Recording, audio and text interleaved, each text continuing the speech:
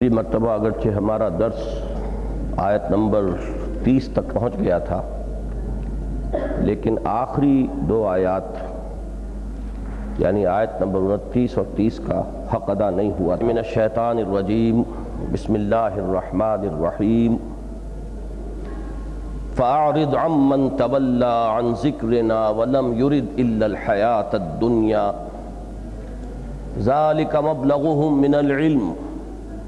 ان ربک هو اعلم بمن ضل عن سبیلہ وهو اعلم بمن اہتدى وللہ ما فی السماوات وما فی الارض لیجزی الذین اساءوا بما عملوا ویجزی الذین احسنوا بالحسنى الذین یجتنبون کبائر الاسم والفواحش الا اللمم ان ربک واسع المغفرہ هو اعلم بكم اذ انشأكم من الارض واذ انتم اجنة في بطون امهاتكم فلا تزكوا انفسكم هو اعلم بمن اتقى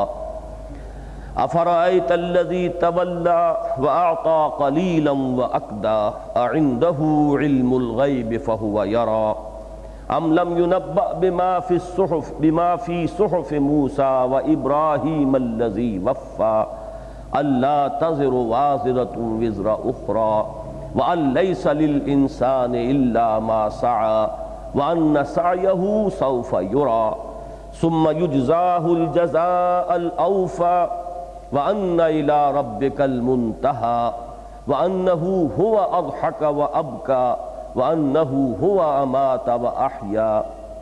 وانه خلق الزوجين الذكر والانثى من نطفة إذا تمنى وأن عليه نشأة الأخرى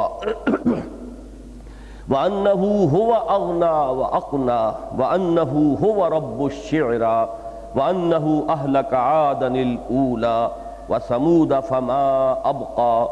وقوم نوح من قبل إنهم كانوا هم أظلم وأطغى والمؤتفكة أهوى فغشاها ما غشى فبأي آلاء ربك تتمارى هذا نذير من النذر الأولى أزفت الآزفة ليس لها من دون الله كاشفة أفمن هذا الحديث تعجبون وتضحكون ولا تبكون وأنتم سامدون فاسجدوا لله واعبدوا صدق اللہ العظیم۔ سجدہ کر لیجیے۔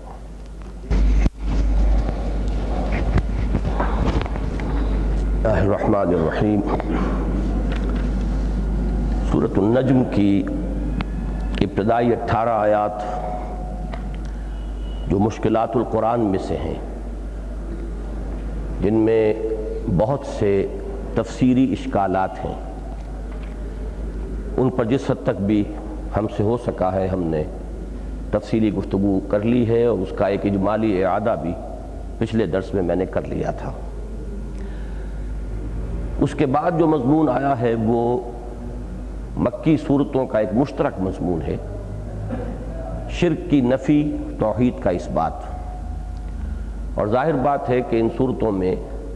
شرک کی وہ صورت سب سے زیادہ نمایاں ہے کہ جو اس وقت اہل عرب میں موجود تھی۔ شرک کی بہت سی اقسام ہیں، لیکن یہ کہ جو شکلیں اس وقت عرب میں مروج تھیں، یہ فطری طور پر بات سمجھ میں آتی ہے کہ قرآن مجید میں زیادہ کلام انہی کے بارے میں ہوا ہے۔ ان کے ہاں بت پرستی تھی، کچھ ستارہ پرستی بھی تھی، اور ان کے جو دیوی یا دیوتا تھے ان کے بارے میں بھی مختلف چیزیں موجود ہیں، لیکن یہ ہے کہ ایک ان کے ہاں اہم جو شرک تھا وہ ایمان بالملائکہ کی بگڑی ہوئی شکل۔ میں پچھلی مرتبہ تفصیل سے عرض کر چکا ہوں کہ اکثر و بیشتر جو دنیا میں شرک کی صورتیں رہی ہیں، اس میں نمایاں ترین بات یہی رہی ہے کہ ایمان بالملائکہ میں ایک گمراہی کی شکل پیدا ہوئی۔ میں نے صاف یہ بھی عرض کیا تھا کہ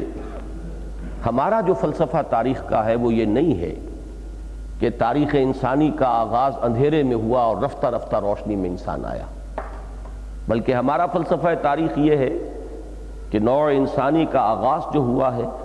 وہ پوری ہدایت کے ساتھ ہوا ہے۔ پہلے انسان، پہلے نبی بھی تھے، حضرت آدم علیہ السلام، موحد کامل۔ ظاہر بات ہے کہ نبی کے بارے میں کوئی اور گمان کیا ہی نہیں جا سکتا۔ تو یہ جو دنیا میں تصور موجود ہے کہ انسان جب پیدا ہوا تو چونکہ جہالت تھی، لا علمی تھی، اس نے ہر شے کو خدا بنا لیا، جس چیز میں بھی اسے مضرت نظر آئی اس سے بچنے کے لیے ہاتھ جوڑ دیے، جس چیز میں کوئی نفع نظر آیا اس کو خوش کرنے کے لیے ڈنڈوت کر لی۔ تو یہ بعد کے ادوار تو ہو سکتے ہیں کہ اس طرح کی بنیادوں اور اس طرح کی وجوہات سے لوگوں نے شرک کی صورتیں ایجاد کی ہوں، لیکن ابتدا جو ہے نسل انسانی کی وہ اس طور سے نہیں ہوئی، بلکہ کم سے کم ایمان اور توحید کے ضمن میں یوں سمجھنا چاہیے کہ نصف النہار کی جو روشنی ہوتی ہے اس روشنی میں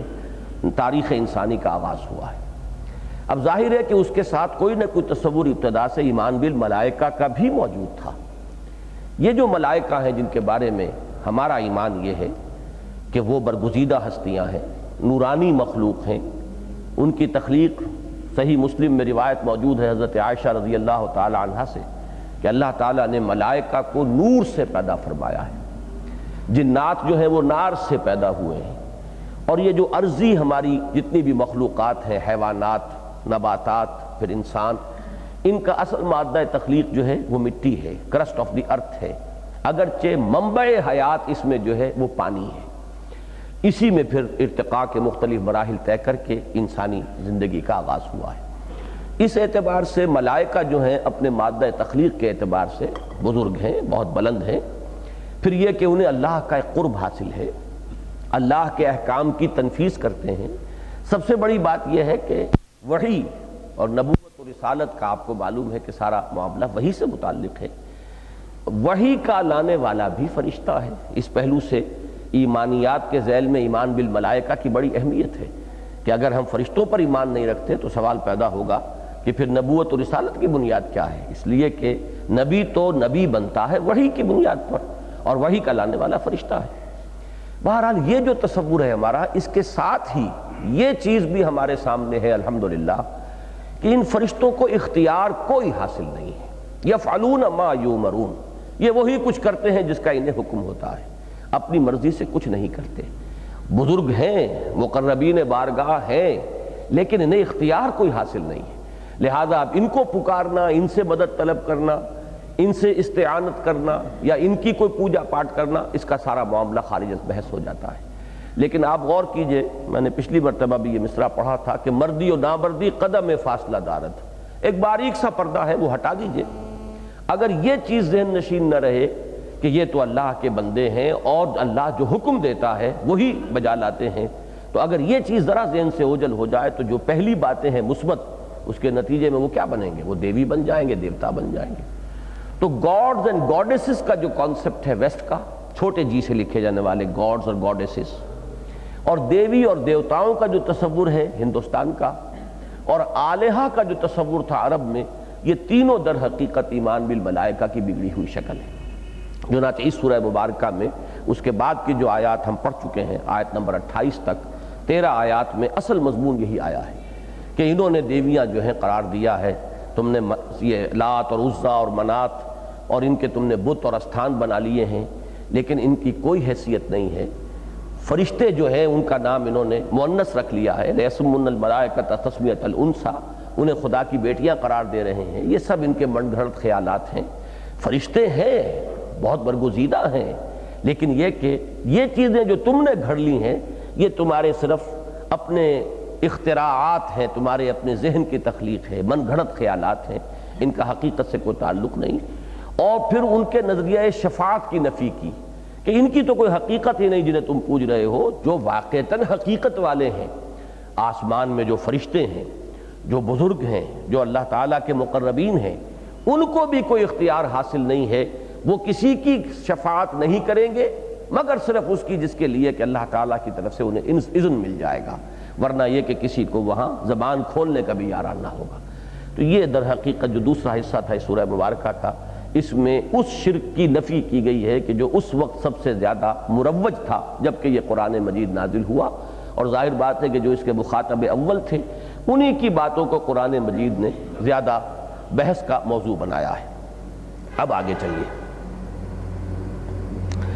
اب یہاں حضور سے خطاب ہو رہا ہے، فَأَعْرِضْ عَمَّنْ تَوَلَّى، اے نبی اعراض فرمائیے، آپ ذرا اپنا رخ پھیر لیجئے ان لوگوں کی طرف سے جنہوں نے پیٹھ موڑ لی ہے۔ فَأَعْرِضْ عَمَّنْ تَوَلَّى،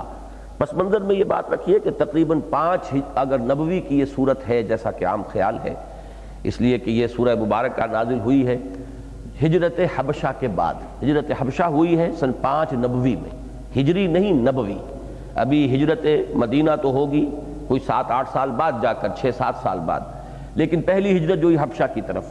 تو یہ اس کے بعد یہ صورت نازل ہوئی ہے، چونکہ وہ جو پس منظر ہے اور کچھ واقعات اس سے متعلق ہیں وہ میں پہلے تمہیدی بیان میں عرض کر چکا ہوں۔ تو 5 سال یا 6 سال ہو گئے تھے حضور کو دعوت دیتے ہوئے۔ اب آپ خود امیجن کیجئے کہ چھوٹا سا ایک شہر ہے مکہ، کوئی لمبا چوڑا کراچی یا لاہور کی طرح کا لاکھوں کی آبادی کا کوئی شہر نہیں تھا، چھوٹی سی بستی، چند ہزار نفوس اس میں آباد،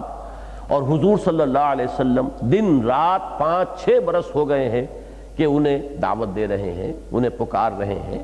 ان کو توحید کی طرف بلا رہے ہیں، شرک سے انہیں روک رہے ہیں، لیکن یہ کہ لوگ اڑے ہوئے ہیں اپنے کفر پر، شرک پر، انکار پر۔ اس پس منظر میں فرمایا گیا کہ اے نبی اب آپ بھی پھر ان سے اپنی توجہ کو ہٹا لیجئے،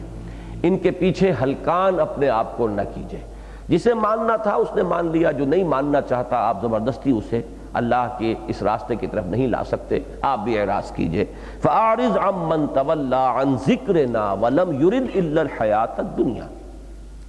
یہ تولا کے ساتھ ہے عن ذکرنا، جس نے روگردانی کی ہے ہمارے ذکر سے، اور اس نے نہیں ارادہ کیا مگر صرف دنیا کی زندگی کا۔ یہ ٹکڑا میں چاہتا ہوں کہ اسے ذرا اچھی طرح سمجھیں کہ عن ذکرنا ولم یرد الا الحیات الدنیا، عام حالات میں اگر یہ الفاظ ہمارے سامنے ہوں تو اس کا مفہوم یہ ہوگا کہ ذکر کا لفظ بھی عام جو ہوگا تو اس کا مفہوم وسیع ہے۔ جو بھی ہمارے ذکر سے اعراض کر رہا ہے، ہماری یاد دہانی سے، ہمارے ذکر سے، ہمیں یاد کرنے سے، اور جس کا کہ مطلوب و مقصود صرف دنیا کی زندگی بن گئی ہے۔ لیکن یہاں اصل میں اس پس منظر کے ساتھ جو میں نے بیان کیا، عن ذکرنا سے مراد ہے اس تذکیر سے اعراض جو حضور فرما رہے تھے،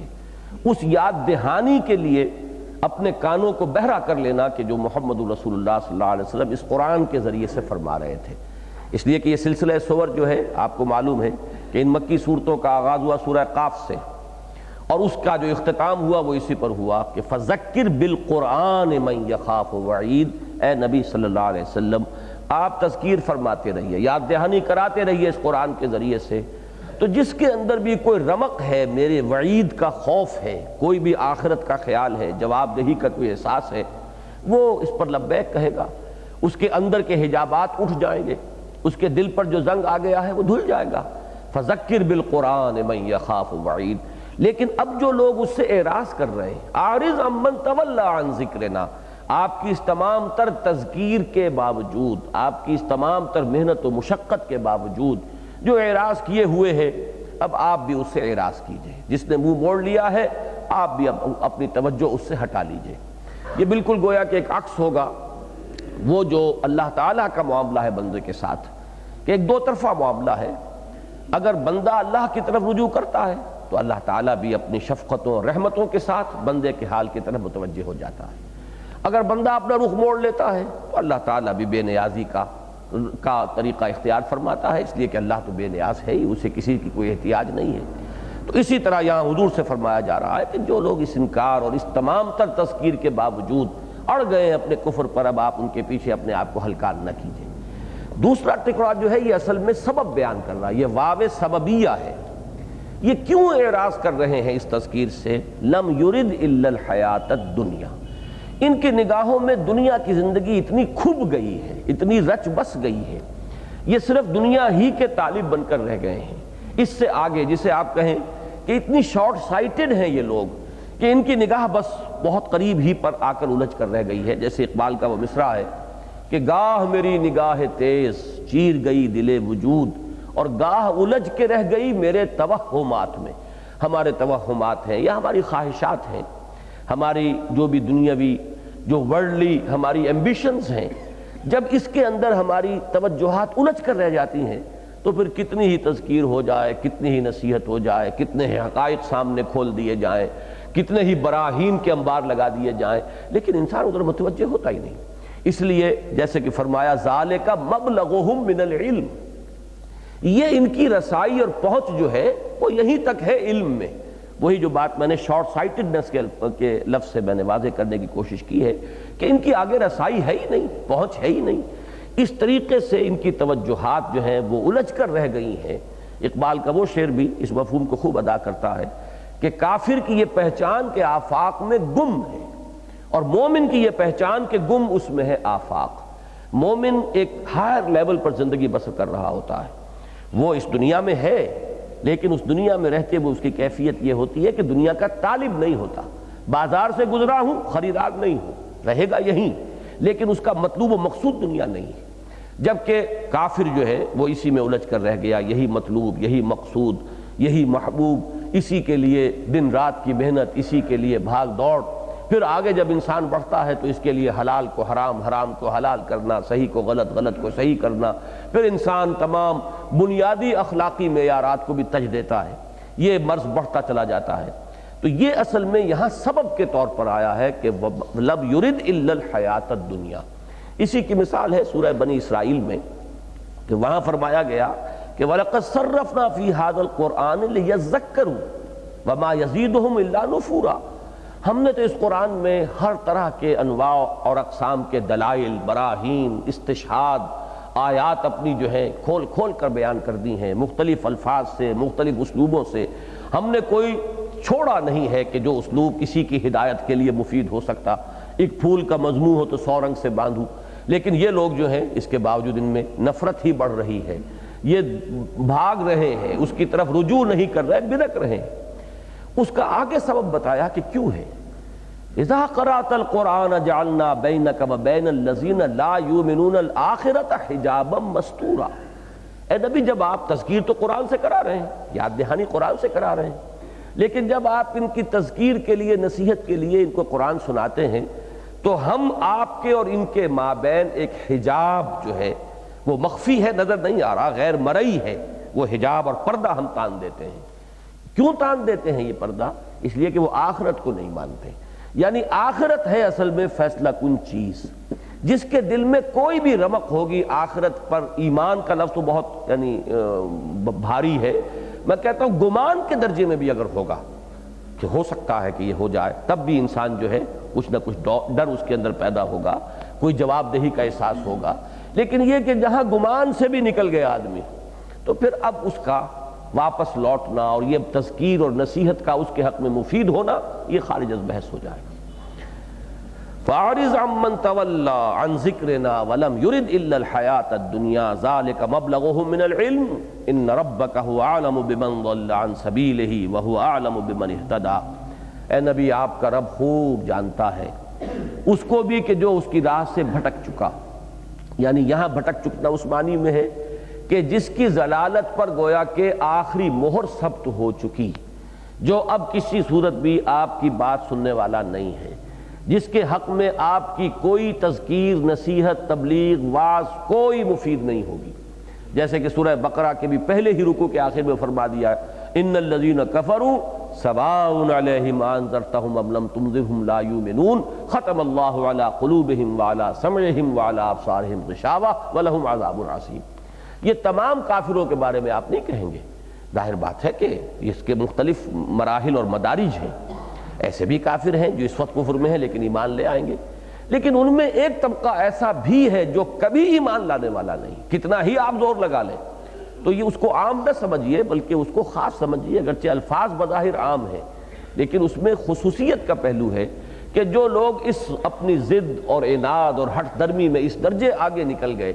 اور جن کا مبلغ علم جو ہے 100% صرف دنیا ہی کا ہو کر رہ گیا ہے، اب ان کے لیے آپ کی کوئی تذکیر اور نصیحت جو ہے اور کوئی انذار یا تبشیر مفید نہیں ہوتی۔ اللہ خوب جانتا ہے۔ اس کے معنی کیا ہے کہ چونکہ انسان کے علم میں یہ بات نہیں ہے، لہذا اپنی سی محنت جاری رکھنا یہ بالکل دوسری بات ہے۔ اس لیے کہ نبی اکرم صلی اللہ علیہ وسلم کا تو معاملہ پھر بھی خاص ہو سکتا ہے کہ آپ کا معاملہ اللہ تعالیٰ کے ساتھ براہ راست ہے اور اللہ کا ہر وقت اور ہر آن آپ کو حکم مل رہا ہے، بہت سے لوگوں کے بارے میں اللہ نے آپ کو بتا دیا ہے، منافقین تک کے بارے میں نام بنام بھی حضور صلی اللہ علیہ وسلم کو اللہ نے بتا دیا ہے، لیکن کسی اور دوسرے داعی حق کے لیے یہ جائز نہیں ہے کہ وہ فیصلہ کر لے کسی کے بارے میں کہ اب یہ شخص ہرگز ایمان نہیں لائے گا، اس لیے کہ یہ چیز صرف اللہ کے علم میں ہے۔ خود حضور صلی اللہ علیہ وسلم کی بھی ہمارے سامنے یہ سنت آتی ہے کہ ابو طالب کے لیے بھی آخری وقت تک کوشش کی ہے۔ عین عالم نزع میں جب ابو طالب تھے تو اس وقت بھی حضور نے فرمایا ہے کہ چچا جان میرے کان ہی میں کلمہ شہادت ادا کر دیجئے تو میں اللہ کے ہاں گواہی دے سکوں، لیکن یہ کہ بہرحال جو بھی اللہ کا فیصلہ تھا اس کے بارے میں وہ دنیا سے محروم ہی یعنی ہونے کی حالت میں اس کلمہ شہادت سے اس کا معاملہ ہوا ہے۔ تو ان ربک هو اعلم بمن ضل عن سبیلہ وهو اعلم بمن اہتدی، اور اسے خوب معلوم ہے کہ جو ہدایت یافتہ ہے یا اسی میں جو پوٹینشلی ہدایت پانے والا ہے، اللہ کو معلوم ہے کہ کس کے حق میں آپ کا یہ انذار اور تبشیر اور تذکیر مفید ہوگا، کس کے حق میں مفید نہیں ہوگا، یہ اللہ کے علم میں ہے۔ وَلِلَّهِ مَا فِي السَّمَاوَاتِ وَمَا فِي الْأَرْضِ، اور اللہ ہی کا ہے جو کچھ کہ ہے آسمانوں اور زمین میں، یعنی یہ کہ یہ لام تملیک بھی ہے، ملکیت اللہ ہی کی ہے جو کچھ کہ آسمانوں میں اور زمین میں، لام استحقاق بھی ہے کہ اللہ ہی کو حق بھی پہنچتا ہے اس کی ملکیت کا اور اس کی مالکیت کا، جہاں مالکیت ہوگی وہیں ملکیت بھی ہوگی کہ بادشاہ بھی وہی ہے، اختیار بھی اسی کا ہے۔ الا لہ الخلق والامر لیجزی الذین اساؤوا، لیکن اس نے یہ جو بھی کچھ تخلیق فرمائی ہے، انسان کو اختیار دیا ہے، پھر اس کے لیے جزا و سزا کا معاملہ ہے، ہدایت کے یہ راستے اس نے کھولے ہیں، ان سب کی غرض و غایت کیا ہے؟ لیجزی الذین اساؤوا بما عملوا ویجزی الذین احسنوا بالحسنى، یہ ہے جزا و سزا کے لیے یہ اختیار دیا ہے، حالانکہ اللہ کا اختیار ہے مطلق، اللہ جب چاہے جس شخص کا چاہے دل اسلام کی طرف اور ایمان کی طرف پھیر دے، کوئی بڑے سے بڑا کافر بھی اگر اللہ اسے اپنے اختیار خصوصی سے لانا چاہے اسلام پر تو ظاہر بات ہے کہ وہ اللہ کی قدرت سے باہر نہیں ہے، یہ اختیار تو مطلق ہے، لیکن اس نے یہ اختیار انسان کو دیا ہے، اس کی مرضی ہے، چاہے تو وہ فمن شاء فلیؤمن ومن شاء فلیکفر، جو چاہے وہ ایمان لائے، جو چاہے کفر کرے۔ یہ اختیار جو دیا کیوں دیا؟ تاکہ اب اس کا بدلہ ہو، تاکہ وہ نتیجہ نکلے، یہ لام جو ہے اس کو لام عاقبت کہتے ہیں، تاکہ نتیجہ یہ نکلے لیجزی الذین اساؤوا بما عملوا، تاکہ بدلہ دے وہ ان کو جو برے اعمال کرنے والے ہیں ان کے اعمال کا، ویجزی الذین احسنوا بالحسنى، اور جو بدلہ دے بہت ہی اچھا ان لوگوں کو جنہوں نے احسان کی روش اختیار کی، جنہوں نے خوبصورت روش اختیار کی، جنہوں نے صحیح اور طرز عمل جو ہے دنیا کی زندگی میں اختیار کیا ہے۔ اس میں ایک نکتہ ہے، مفسرین نے اس کو صحیح اس کی نشاندہی کی ہے کہ یہاں جو فرمایا کہ جزا ملے گی برائیوں کی بما عملوا، ان کے عمل کے نتیجے کے طور پر، گویا کہ انسان کو سزا ملے گی اس کے عمل کے مقدار کے مطابق، اس سے زائد اللہ تعالیٰ سزا نہیں دے گا، جو جس کا جتنی کمائی ہے اتنی ہی اس کو بدلے کے اندر سزا ملے گی، لیکن اس کا اعادہ نہیں کیا۔ جہاں حسنہ کا تعلق ہے وہ اللہ کا اختیار ہے، جتنا چاہے دے، اللہ تعالیٰ جو ہے وہ نیکیوں کا بدلہ جو ہے حساب کتاب سے نہیں دے گا، بلکہ وہ اجر جو ہو وہ حساب کتاب سے اگر ہو بھی جائے تو پھر اس کے فضل کا پھر کوئی حد و حساب نہیں ہے، وہ جتنا چاہے دے۔ یہاں پر اس کی جو کمیت ہے اسے ان کی نیکیوں کی مقدار کے ساتھ باندھا نہیں ہے، بلکہ وہ اختیار مطلق اللہ کا ہے، وہ جتنا اچھے سے اچھا، اعلیٰ سے اعلیٰ، جو بھی عمدہ سے عمدہ بدلہ دینا چاہے گا دے گا۔ الذین یجتنبون کبائر الاسم والفواحش، یہ آیت بہت اہم ہے، اور یہ مضمون اتنا اہم ہے کہ قرآن مجید میں 3 مرتبہ آیا ہے، اور اکثر و بیشتر اس کی جو اہمیت ہے اس پر توجہ نہیں ہوتی بالعموم۔ الذین یجتنبون کبائر الاسم والفواحش، وہ لوگ کہ جو اجتناب کرتے رہیں، جنب کہتے ہیں پہلو کو، یہ جنب ہے، تو اجتناب ہے پہلو تہی کرنا، بچ جانا، اپنے آپ کو بچا لینا۔ الذین یجتنبون کبائر الاسم، جو بڑے بڑے گناہوں سے بچتے ہیں، اپنے آپ کو بچاتے ہیں، والفواحش، اور بے حیائی کے کاموں سے بچاتے ہیں، الا اللمم، سوائے تھوڑی سی آلودگی کے، کہیں پاؤں گندگی میں پڑ گیا، کہیں جذبات کی رو میں بہہ گئے، تو اس کو مستثنیٰ کیا ہے۔ یہ بات اس اعتبار سے بہت اہم ہے کہ ہمارے ہاں نیکی اور زہد اور عبادت گزاری کا بھی جب غلو پیدا ہو جاتا ہے تو انسان بہت چھوٹی چھوٹی چیزوں کے بارے میں بھی بے انتہا حساس ہو جاتا ہے، اور اس سے جو نیٹ نتیجہ نکلتا ہے وہ یہ ہے کہ پھر مچھر چھانے جاتے ہیں اور سموچے اونٹ انسان نکل جاتا ہے۔ یہ ایک عام طور پر نتیجہ نکلتا ہے ایک غلط انداز فکر کا، غیر متوازن طرز عمل کا۔ قرآن مجید نے اس مضمون کو 3 جگہ سورہ نساء میں فرمایا ہے کہ ان تجتنبوا کبائر ما تنہون عنہ، اگر تم ان بڑے بڑے گناہوں سے اجتناب کرتے رہو کہ جن سے تمہیں روکا گیا ہے تو پھر نکفر عنکم سیئاتکم وندخلکم مدخلا کریما، ہم تم سے تمہاری برائیوں کو دور کر دیں گے اور تمہیں بڑے باعزت جگہ پر داخل کریں گے۔ یہ یہاں کہنے کی کیا ضرورت پیش آئی؟ ان تجتنبوا کبائر ما تنہون، بڑے بڑے گناہ، اس لیے کہ در حقیقت اس میں جو غلو ہو جاتا ہے وہ پھر ذاتی اپنی اصلاح اور ذاتی صفائی اور اپنے آپ ہی کو مانجتے اور رگڑتے رہنا جو ہے وہ اس طرح کا ایک مزاج بن جاتا ہے کہ پھر دوسرے جو فرائض ہیں کہ دوسروں کی اصلاح بھی ہے، اعلاء کلمت اللہ کا فریضہ ہے، دنیا میں الحق کا بول بالا کرنے کے لیے میدان میں آنا ہے، اگر تمام تر توجہ انسان کی صرف اپنے ہی آپ کو مانجنے اور رگڑنے اور بنانے اور اصلاح کرتے رہنے کے اوپر مرتکز ہو جائے گی تو پھر یہ پہلو جو ہے نگاہوں سے اوجھل ہو جائے گا۔ پھر اس کا نتیجہ نکلتا ہے وہ خانقاہی مزاج جو وجود میں آ جاتا ہے کہ جہاں تک اپنی انفرادی زندگی کا معاملہ ہے، چھوٹی سی چھوٹی چیز پر انسان بہت حساس کہ ذرا سا بھی کوئی مشکوک سی چیز بھی کہیں اس کا ایک قطرہ بھی میرے حلق سے نیچے نہ اتر جائے۔ لیکن دوسری طرف یہ کہ ماحول میں جو برائیاں پھیل رہی ہیں، جو بھی باطل کا چرچا ہو رہا ہے، جس طرح بھی شیطنت جو ہے ننگا ناچ ناچ رہی ہے، وہ اس سے گویا کہ اپنے آپ کو وہ اس اپنے ایک خول کے اندر بند ہوتے چلے جاتے ہیں، اس سے وہ اپنے آپ کو منقطع کرتے چلے جاتے ہیں۔ اسی کی وہ انتہائی شکل ہے کہ جس پر بہت شدید وعید آئی ہے اس حدیث میں جو میں نے بارہا اپنے دروس میں اور اپنی تقاریر کے اندر بیان کی ہے کہ ایک ایسے شخص کا آپ تصور کریں جس کے بارے میں حضرت جبرائیل گواہی دے رہے ہیں اللہ کی بارگاہ میں کہ اس شخص نے تو پلک جھپکنے جتنی دیر بھی کبھی معصیت میں بسر نہیں کی۔ اس کے زہد کا، اس کی انفرادی نیکی کا تصور کیجئے۔ ایک شخص جس کے بارے میں گواہی جو ہے، یہ میں کہا کرتا ہوں کہ کسی کرائے کے وکیل کی نہیں ہے، کوئی پولیس کا ٹاؤٹ نہیں ہے جو گواہی دے رہا ہے، جبرائیل ہے علیہ الصلوۃ والسلام بارگاہ خداوندی میں گواہی دے رہے ہیں، جہاں کٹر سے کٹر کافر بھی جھوٹ نہیں بول سکے گا، جہاں ہر ایک کو جو ہے وہ سچ ہی کہنا ہے، قال ثوابا، وہاں الفاظ یہ استعمال ہو رہے ہیں کہ پروردگار ان فیہا عبدک فلانا لم یعصک طرفۃ عین، نگاہ کا ادھر سے ادھر ہو جانا کوئی وقت لگا اس میں، اتنی دیر بھی اس نے کبھی معصیت میں بسر نہیں کی، تو کیا اس پر بھی میں عذاب جو ہے نازل کر دوں؟ وہ اس بستی کا رہنے والا ہے، تو حکم ہوا کہ اقلبھا علیہ وعلیہ، الٹو اس بستی کو، پہلے اس پر پھر دوسروں پر،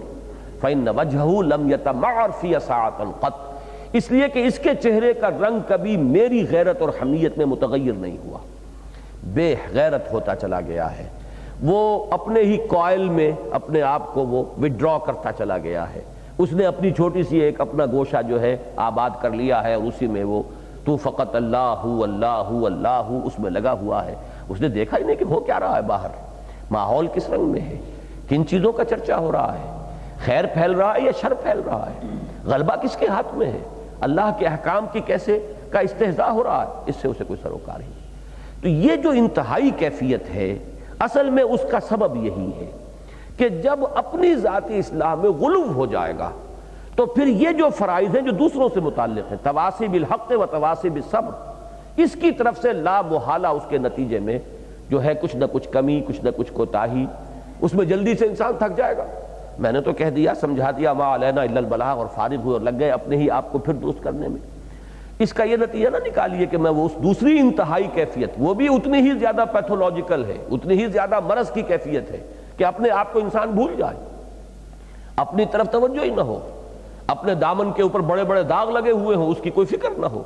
جس کو کہ سورہ بقرہ میں کہا گیا ہے کہ کیا تم لوگوں کو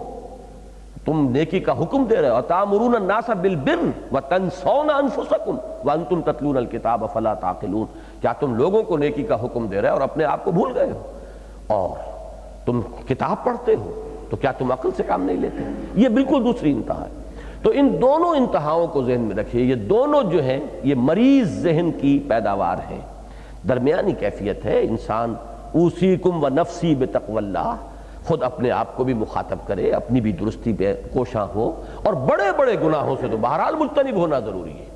چھوٹی چھوٹی چیزیں ہیں، خطائیں ہیں، اللہ تعالیٰ معاف فرما دے گا۔ یہ نہیں کہ جب تک میں کامل نہ ہو جاؤں اس وقت تک کسی کو کچھ نہیں کہوں گا، جب تک کہ میرا دامن جو ہے ہر چھوٹے چھوٹے داغ اور دھبے سے پاک نہیں ہو جائے گا میں کلمہ خیر کسی سے کہوں گا ہی نہیں۔ یہ نہیں ہے، بلکہ بڑے بڑے گناہ جو ہیں ان سے اجتناب ہو گیا ہے، حرام چیزوں سے اپنے آپ کو بچا لیا ہے، فرائض کی پابندی جو ہے انسان کر رہا ہے، اس لیے کہ جو فرض ہے اس کا ترک کر دینا گناہ کبیرہ ہے۔ اس کے بعد یہ کہ آپ تواصی بالحق اور تواصی بالصبر کے اوپر بھی عمل شروع کر دیجئے۔ یہ تواصی بالحق اور تواصی بالصبر پر عمل جو ہے یہ مزید آپ کی اصلاح میں بھی ممد ہو جائے گا،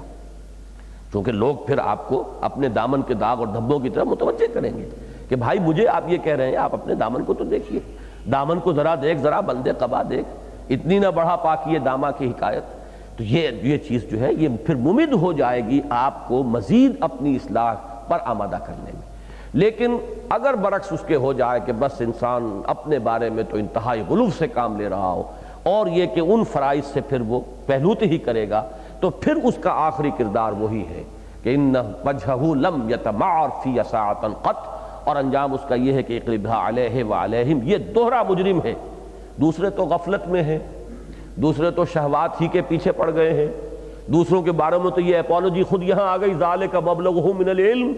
ان کے تو علم کی رسائی یہاں تک ہے۔ یہ دوسرا شخص جو ہے جو میں بیان کر رہا ہوں وہ تو یہ پلی نہیں لے سکتا کہ مجھے تو معلوم ہی نہیں تھا، اسے تو سب معلوم ہے۔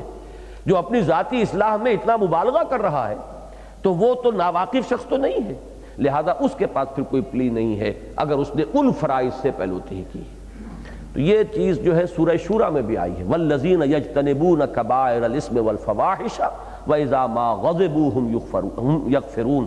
تو یہ تین مقامات ہیں، ذہن میں رکھیے کہ یہ جو آیت ہے اور سورہ شورى کی آیت کی تو تقریباً ہم مضمون آیات ہیں، الفاظ تقریباً وہی ہیں۔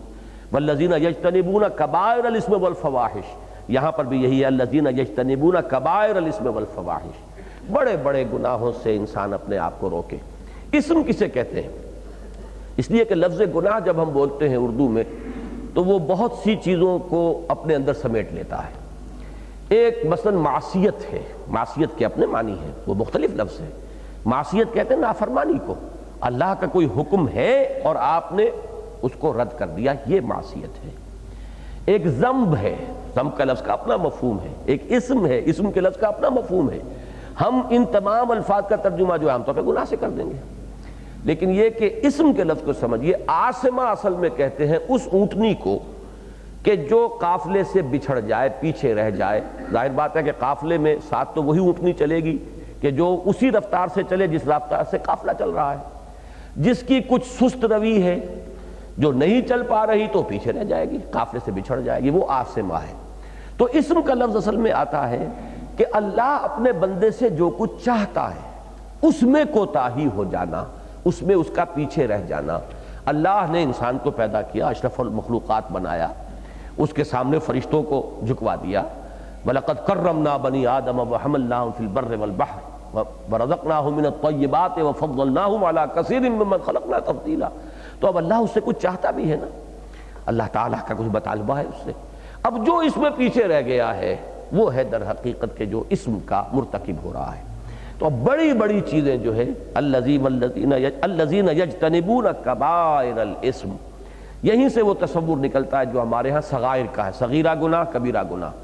اس میں تفسیری بحثیں تو بہت ہیں، لیکن یہ کہ جو اس کا اصل مطلوب ہے وہ میں نے آپ کے سامنے رکھ دیا ہے۔ صغیرہ گناہ کی ٹیکنیکل ڈیفینیشن کیا ہوگی اور کبیرہ گناہ کی ٹیکنیکل ڈیفینیشن کیا ہوگی، یہ تو پھر بڑی لمبی بحث ہو جائے گی۔ لیکن جو اصل ہے، مطلوب کیا ہے کہ موٹی موٹی برائیاں، موٹے موٹے گناہ، ان سے تو انسان مجتنب ہو، یہ تو ضروری ہے، لازم ہے۔ حرام کا ارتکاب نہ کر رہا ہو، فرائض کو ترک نہ کرے۔ پھر یہ کہ اب آداب بھی ہوتے ہیں، کچھ مینرز ہوتے ہیں، ان مینرز میں کوئی کمی رہ گئی ہے۔ انسان، ایک مفہوم یہ بھی لیا گیا ہے، اس لیے کہ یہاں پر لفظ جو آیا ہے الا اللمم آیا ہے۔ لمم کہتے ہیں وہ تھوڑی سی مقدار کی چیز، مثلاً یہ کہ کسی جگہ پر علم المکانہ، انسان چلتے چلتے تھوڑی دیر کے لیے کہیں رک گیا پھر چل پڑا، تو یہ تھوڑا سا وقفہ جو ہے قیام اس کا اس جگہ پر، اس کے لیے بھی لفظ لمم آتا ہے۔ اسی طرح یہ کہ کھانا، انسان کھانے بیٹھا بس تھوڑا سا کھایا، کچھ طبیعت آمادہ نہیں، تو اس کے لیے لفظ آ جائے گا علم الطعام، بس اس نے چھوا ہی ہے کھانے کو، ورنہ یہ کہ کوئی طبیعت میں اس کے کھانے کے لیے اشتہا نہیں تھی، بس یہ کہ ایک رسم پوری کرنے کے لیے انسان بیٹھ گیا ہے۔ تو اس طریقے سے مختلف جو اس کے استعمالات ہیں لغت میں، اس سے انداز یہ ہوتا ہے کہ چلتے چلتے انسان جو ہے جیسے کہیں کیچڑ تھا، پاؤں پھسل گیا۔ اب ظاہر بات ہے کہ ہر سلیم الفطرت انسان جو ہے اگر اس کی ہڈی پسلی ٹوٹ گئی ہو تو بات اور ہی ہے کہ وہ اٹھنا چاہے اٹھ نہ سکے، لیکن یہ کہ بصورت دیگر فوراً اٹھتا ہے، کیچڑ کے اندر وہ ڈیرا لگا کر بیٹھتا نہیں، وہاں وہ اپنا بسترا نہیں جمائے گا، اس لیے کہ پاؤں پھسل گیا تھا۔ اسی طریقے سے انسان کے بارے میں یہ تصور قرآن نے دیا ہے، اور آگے آئے گا اس میں بھی کہ فَلَا تُزَكُّوا أَنفُسَكُمْ، زیادہ اپنی پاکی دامہ کی حکایت کو نہ بڑھاؤ، دامن کو ذرا دیکھ، ذرا بندے قبا دیکھ، اپنی اصل حقیقت کو دیکھو۔ اس کے اعتبار سے یہ ہے کہ انسان دو چیزیں جو ہے، الانسان مرکب من الخطاء والنسیان، خطا اور نسیان، خطا کا ہو جانا، بھول چوک کا ہو جانا، یہ اس کے اندر مضمر ہے، اس کی سرشت کے اندر ہے یہ چیز جو ہے۔ اسی لیے سورہ بقرہ کی جو آخری آیت میں دعا آئی ہے کہ پروردگار ہمیں نہ ہمارا مواخذہ نہ کیجو، لا تؤاخذنا ان نسینا او اخطانا، اگر ہم سے نسیان ہو جائے، بھول چوک میں کوئی غلطی ہو جائے یا ہم کو خطا کر بیٹھے۔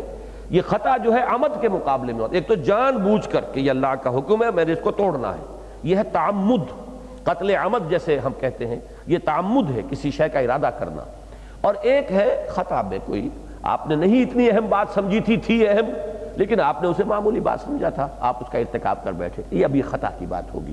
تو یہ دونوں چیزیں انسان میں ہیں۔ حدیث میں الفاظ آئے ہیں کہ کل بنی آدم خطاؤن وخیر الخطائین التوابون، تمام انسان خطا کار ہیں، اور خطا کار بھی خطاؤن، فعال کے وزن پر مبالغے کا صیغہ ہے کہ انسان انتہائی خطا کار ہے۔ ہاں ان خطا کاروں میں بہترین لوگ وہ ہیں جو تواب بھی ہیں، وہ پلٹتے بھی رہتے ہیں، لوٹتے ہیں، ایک خطا ہو گئی رجوع کر لیا، غلطی ہو گئی، پاؤں پھسل گیا تھا اٹھ کھڑے ہوئے، ان کے اندر ایک عزم ہے اپنی اصلاح کا، اس کے لیے وہ کوشاں ہیں۔ تو اللہ تعالیٰ پھر جو بھی خطائیں ہو جاتی ہیں، اور خطائیں ہوتی ہیں کس وجہ سے، یا تو کسی وقت ماحول کا اثر انسان پر اتنا غالب آ جاتا ہے، آپ اپنے دوستوں میں بیٹھے ہیں، کئی گھنٹے گزر گئے ہیں، فحش گوئی ہو رہی ہے، اب کچھ نہ کچھ آپ کی طبیعت کے اوپر بھی، چاہے آپ شروع میں حصہ نہیں لے رہے، کسی وجہ سے وہاں بیٹھے ہوئے ہیں، لیکن یہ کہ کچھ نہ کچھ کیفیات جو ہے وہ آپ کے اوپر بھی آ جائیں گی، یہ ماحول کا ایک اثر ہے۔ یا یہ کہ کبھی انسان کے اپنے جذبات میں کوئی ہیجانی کیفیت ہو جائے، طوفانی کیفیت ہو جائے، اس کے اندر انسان جو ہے اپنے جذبات اور شہوات سے بے قابو ہو کر کوئی حرکت کر بیٹھتا ہے۔ لیکن جب بھی کبھی ایسا ہوگا فوراً انسان جو ہے پلٹے گا، جیسے ہی ہوش میں آ گیا کہ جیسے اس وقت وہ نیم مدہوشی کی کیفیت تھی جب جذبات نے اس کو اندھا بہرا کر دیا تھا، تو یہ گویا کہ ایک طرح کی نیم مدہوشی کی کیفیت تھی، جیسے ہی ہوش میں آئے گا اب پچھتاوا دل میں پیدا ہو جائے گا، یا میں نے کیا کیا، مجھ سے یہ کیا ہو گیا، یہ کیسے میں کام یہ کر بیٹھا، پھر وہ گڑ گڑائے گا، رجوع کرے گا۔ تو ایسے لوگوں کے بارے میں سورہ نساء میں آیا ہے کہ ایسے لوگوں کی خطاؤں اور ان کے گناہوں کو بخش دینا اور ان کی توبہ کو قبول فرما لینا اللہ نے اپنے اوپر واجب کر لیا۔ انما التوبۃ علی اللہ للذین یعملون السوء بجہالۃ ثم یتوبون من قریب، فوراً ہی وہ رجوع کرتے ہیں، تو اللہ تعالیٰ نے وعدہ کر لیا ہے کہ میرے ذمے ہے ایسے لوگوں کی توبہ کو قبول کرنا۔ تو یہ ہے اصل میں اس پہلو کو نگاہ میں رکھنا چاہیے۔ ایک تو یہ کہ اس سے پھر ایک انسان میں کہ جو اپنی اصلاح کے لیے کوشاں ہے، اس کے اندر ایک امید کی کیفیت رہتی ہے، اور یہ امید جو ہے انسان کو عمل پر آمادہ کرتی ہے، ورنہ مایوسی پیدا ہو جاتی ہے، اور مایوسی انسان کے قوا کو شل کر دینے والی چیز ہے۔ اور دوسرے یہ کہ اس میں جو ہے یہ جو دوسری کیفیت میں نے آج بیان کی ہے کہ اگر یہ نہ ہو تو پھر انسان کے اندر ایک بڑا ہی غلو جو ہے زہد اور اس نیکی کے اندر غلو جو رہبانیت کے راستے پر انسان کو ڈال دیتا ہے، پھر وہ خانقاہی قسم کی نیکی کا تصور جو ہے وہ انسان کو اپنے لپیٹ میں لے لیتا ہے، اور جو وہ ایک پینوریمک ویو ہے فرائض دینی کا ایک جامع تصور کہ والعصر ان الانسان لفی خسر الا الذین آمنوا وعملوا الصالحات وتواصوا بالحق وتواصوا بالصبر، تو وہ سوئی جو ہے اٹک جائے گی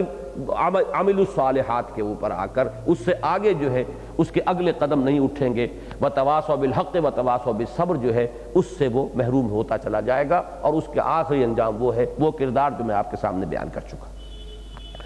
الذین یجتنبون کبائر الاسم والفواحش، فواحش جو ہے بے حیائی کی باتیں، یہ در حقیقت وہ چیز ہے کہ جو انسان کے کردار کو سب سے زیادہ نقصان پہنچانے والی۔ اسی لیے آپ کے علم میں ہے کہ شرمگاہ کا لفظ جو ہے قرآن مجید میں جو آتا ہے، انسان کے جو جنسی اعضاء ہیں ان کے لیے وہ فرج ہے۔ فرج کہتے ہیں کسی اندیشے کی جگہ کو، یعنی فصیل ہے، پچھلے زمانے کی جنگوں کا آپ تصور کیجئے، فصیل کے اندر کہیں اگر رکھنا پڑ گیا، کسی گولے نے آ کر دراڑ پیدا کر دی تو اب وہ شہر غیر محفوظ ہو گیا ہے۔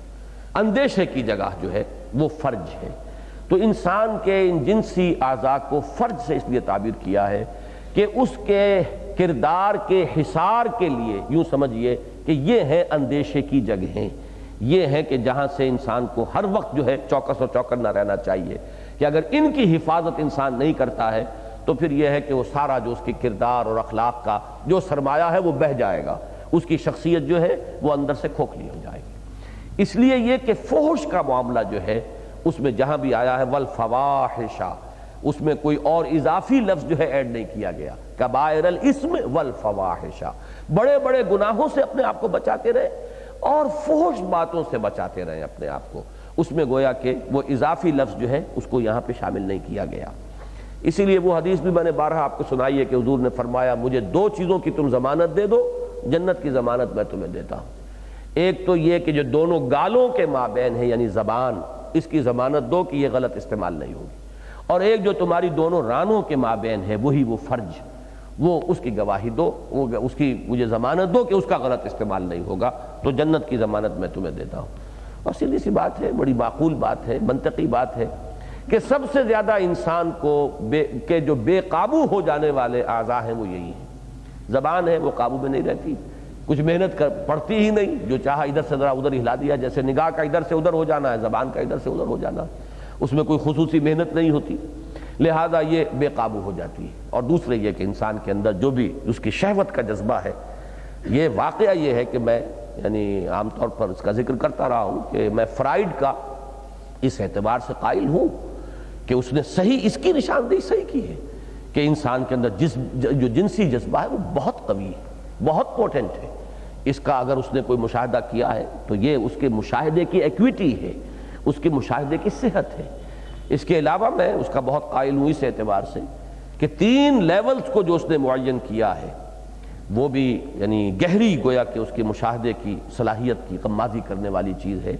کہ اس نے ایک طرف نفس اور یوں کہیے کہ لیبیڈو، اِڈ یا لیبیڈو، یہ نفس امارہ ہے قرآن مجید کی اصطلاح میں، حیوانی جبلت، خالص حیوانی جبلت، اس کے اوپر وہ ایگو کو لاتا ہے، اس کے اوپر سپر ایگو ہے۔ تو اگرچہ اس کی جو بھی اس نے تعبیر کی ہے وہ غلط ہے، اس کی جو اصل اساس معین کی وہ غلط ہے، لیکن یہ بات اپنی جگہ کوئی کم کریڈیٹیبل نہیں ہے کہ اس نے 3 لیولز کو معین کیا ہے۔ وہی 3 لیولز ہیں جن کو ہم نفس، قلب اور روح کے عنوان سے قرآن مجید اور احادیث نبویہ سے ہمارے سامنے آتے ہیں، لیکن ہمارے سامنے ان تینوں لیولز کی صحیح حقیقت آتی ہے۔ اس نے ایک دھندلا سا مشاہدہ تو کر لیا ہے کہ یہ 3 لیولز ہیں ہیومن پرسنالٹی کے، لیکن یہ کہ ان کی صحیح تعبیر، ان کی صحیح تعیین، یہ جو ہے وہ اس کے لیے ممکن نہیں تھا۔ لیکن کم سے کم اس مشاہدے کا کریڈٹ جو ہے میں اسے دیا کرتا ہوں۔ اسی طرح یہ سیکس کا معاملہ کہ انسان کے جو محرکات عملیہ ہیں ان میں یہ ایک بہت پوٹنٹ فیکٹر ہے۔ قرآن مجید اسی لیے دیکھیے آپ کو کہ ہر جگہ پر فواحش کا ذکر جو ہے وہ علیحدہ معین طور پر کرتا ہے۔ الذین یجتنبون کبائر الاسم والفواحش الا اللمم، سوائے ذرا سی آلودگی، کہیں راہ چلتے ہوئے چھینٹے پڑ گئے، کہیں انسان کا کوئی ارادہ نہیں تھا، آپ جا رہے ہیں نماز پڑھنے، راستے میں کوئی تماشا ہو گیا، کھڑے ہو گئے، اب یہ جو ذرا سی بات تھی اسی میں اگر فرض کیجئے کہیں وہاں پہ جیسے کہ شادیوں میں آج کل ہو رہا ہے، فوش گوئی ہو رہی ہے، وہ بھانڈ ہیں، وہ کچھ کر رہے ہیں، میراثی آ گئے ہیں، اس وقت آپ کی طبیعت میں بھی کوئی اکساہٹ پیدا ہو گئی۔ اب یہ چیزیں وہ ہیں کہ اللہ تعالیٰ ان کو معاف فرماتا رہتا ہے۔ آپ کا رخ درست ہو، آپ وہ فرائض دینی کا تصور صحیح رکھتے ہوئے اس کے لیے کوشاں ہوں، اس سڑک پر آپ چل رہے ہو، پھر یہ کہ کہیں قدم پھسل گیا، کہیں آپ جو ہے کہیں کوئی لغزش ہو گئی تو اللہ تعالیٰ معاف فرمانے والے ہیں۔ ان ربک واسع المغفرہ، یقیناً تیرا رب بہت وسعت والا ہے مغفرت کے اعتبار سے. اس کی مغفرت کی سمائی کا تم تصور نہیں کر سکتے. وہ غفار ہے، جیسا کہ حدیث میں آتا ہے کہ اگر کوہ احد کے برابر بھی گناہ ہو تو گھبراؤ نہیں، اللہ تعالیٰ سب معاف فرما دے گا. اے میرے بندو، اللہ کی رحمت سے مایوس نہ ہو. ان اللہ یغفر الذنوب جمیعا، اللہ تمام گناہ بخش دے گا، لیکن اس کی شرط ہے توبہ کرو، رجوع کرو. یہ شرط اپنی جگہ رہے گی. یہ نہیں کہ کیے چلے جاؤ اور تسبیح جو ہے پڑھتے چلے جاؤ استغفار کی، تو وہ استغفار نہیں ہے، وہ توبہ نہیں ہے. لیکن آج فرض کیجئے کہ ایک شخص ہے، اس کی 90 برس کی عمر ہو چکی ہو، کوئی پرواہ نہیں، لیکن ابھی موت کے آثار نہیں ہیں. آج اگر وہ خلوص قلب کے ساتھ توبہ کرتا ہے، وہ ساری شرائط جو توبہ کی ہیں اگر ان شرائط کو پورا کرتے ہوئے، اللہ تعالیٰ معاف فرما دے گا. اس لیے کہ معلم یغرغر ہے، جب تک کہ وہ یہاں گھنگرو نہیں بولتا اور حالت ندا طاری نہیں ہوتی، اس وقت تک توبہ کا دروازہ کھلا ہوا. باز آ ہرچ ہستی باز آ، گر کافر و گبر و بت پرستی باز آ، این درگہ ما درگہ نومیدی نیست، 100 بار اگر توبہ شکستی باز آ. اگر 100 مرتبہ بھی تم توبہ کر کے توبہ توڑ چکے ہو تو مایوس نہ ہو، پھر لوٹو، پھر توبہ کرو. تو ان ربک واسع المغفرہ، تیرا رب بہت سمائی والا ہے، بہت وسعت والا ہے مغفرت کے اعتبار سے. اس کی شان غفاری کا تم کوئی اندازہ نہیں کر سکتے. لیکن پھر میں یہاں پہ وارن کروں گا، اس شان غفاری سے دھوکہ بھی مت کھاؤ. یا ایھا الانسان ما غرک بربک الکریم. اب ان دونوں کے درمیان میں آپ کو رکھنا ہوگا، کون سی چیز ہے کہ جس نے تمہیں دھوکے میں ڈال دیا ہے اپنے رب کریم کے بارے میں. جہاں وہ غفار ہے، ستار ہے، وہاں شدید ذو انتقام بھی ہے، عزیز ذو انتقام بھی ہے، بہت انتقام لینے والا، بدلہ دینے والا، سزا دینے والا. یہ بھی اس کی شان ہے. تو درمیان میں انسان کو چلنا ہوگا یہاں بھی، کہ وہ اللہ کی مغفرت کا امیدوار بھی رہے اور اللہ کی سزا، اللہ کی عقوبت سے ڈرتا بھی رہے.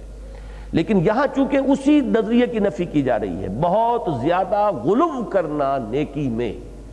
اس میں زہد میں، تقوی میں غلو کرنا، یہ غلو غلط راستے پر ڈال دینے والی شے ہے.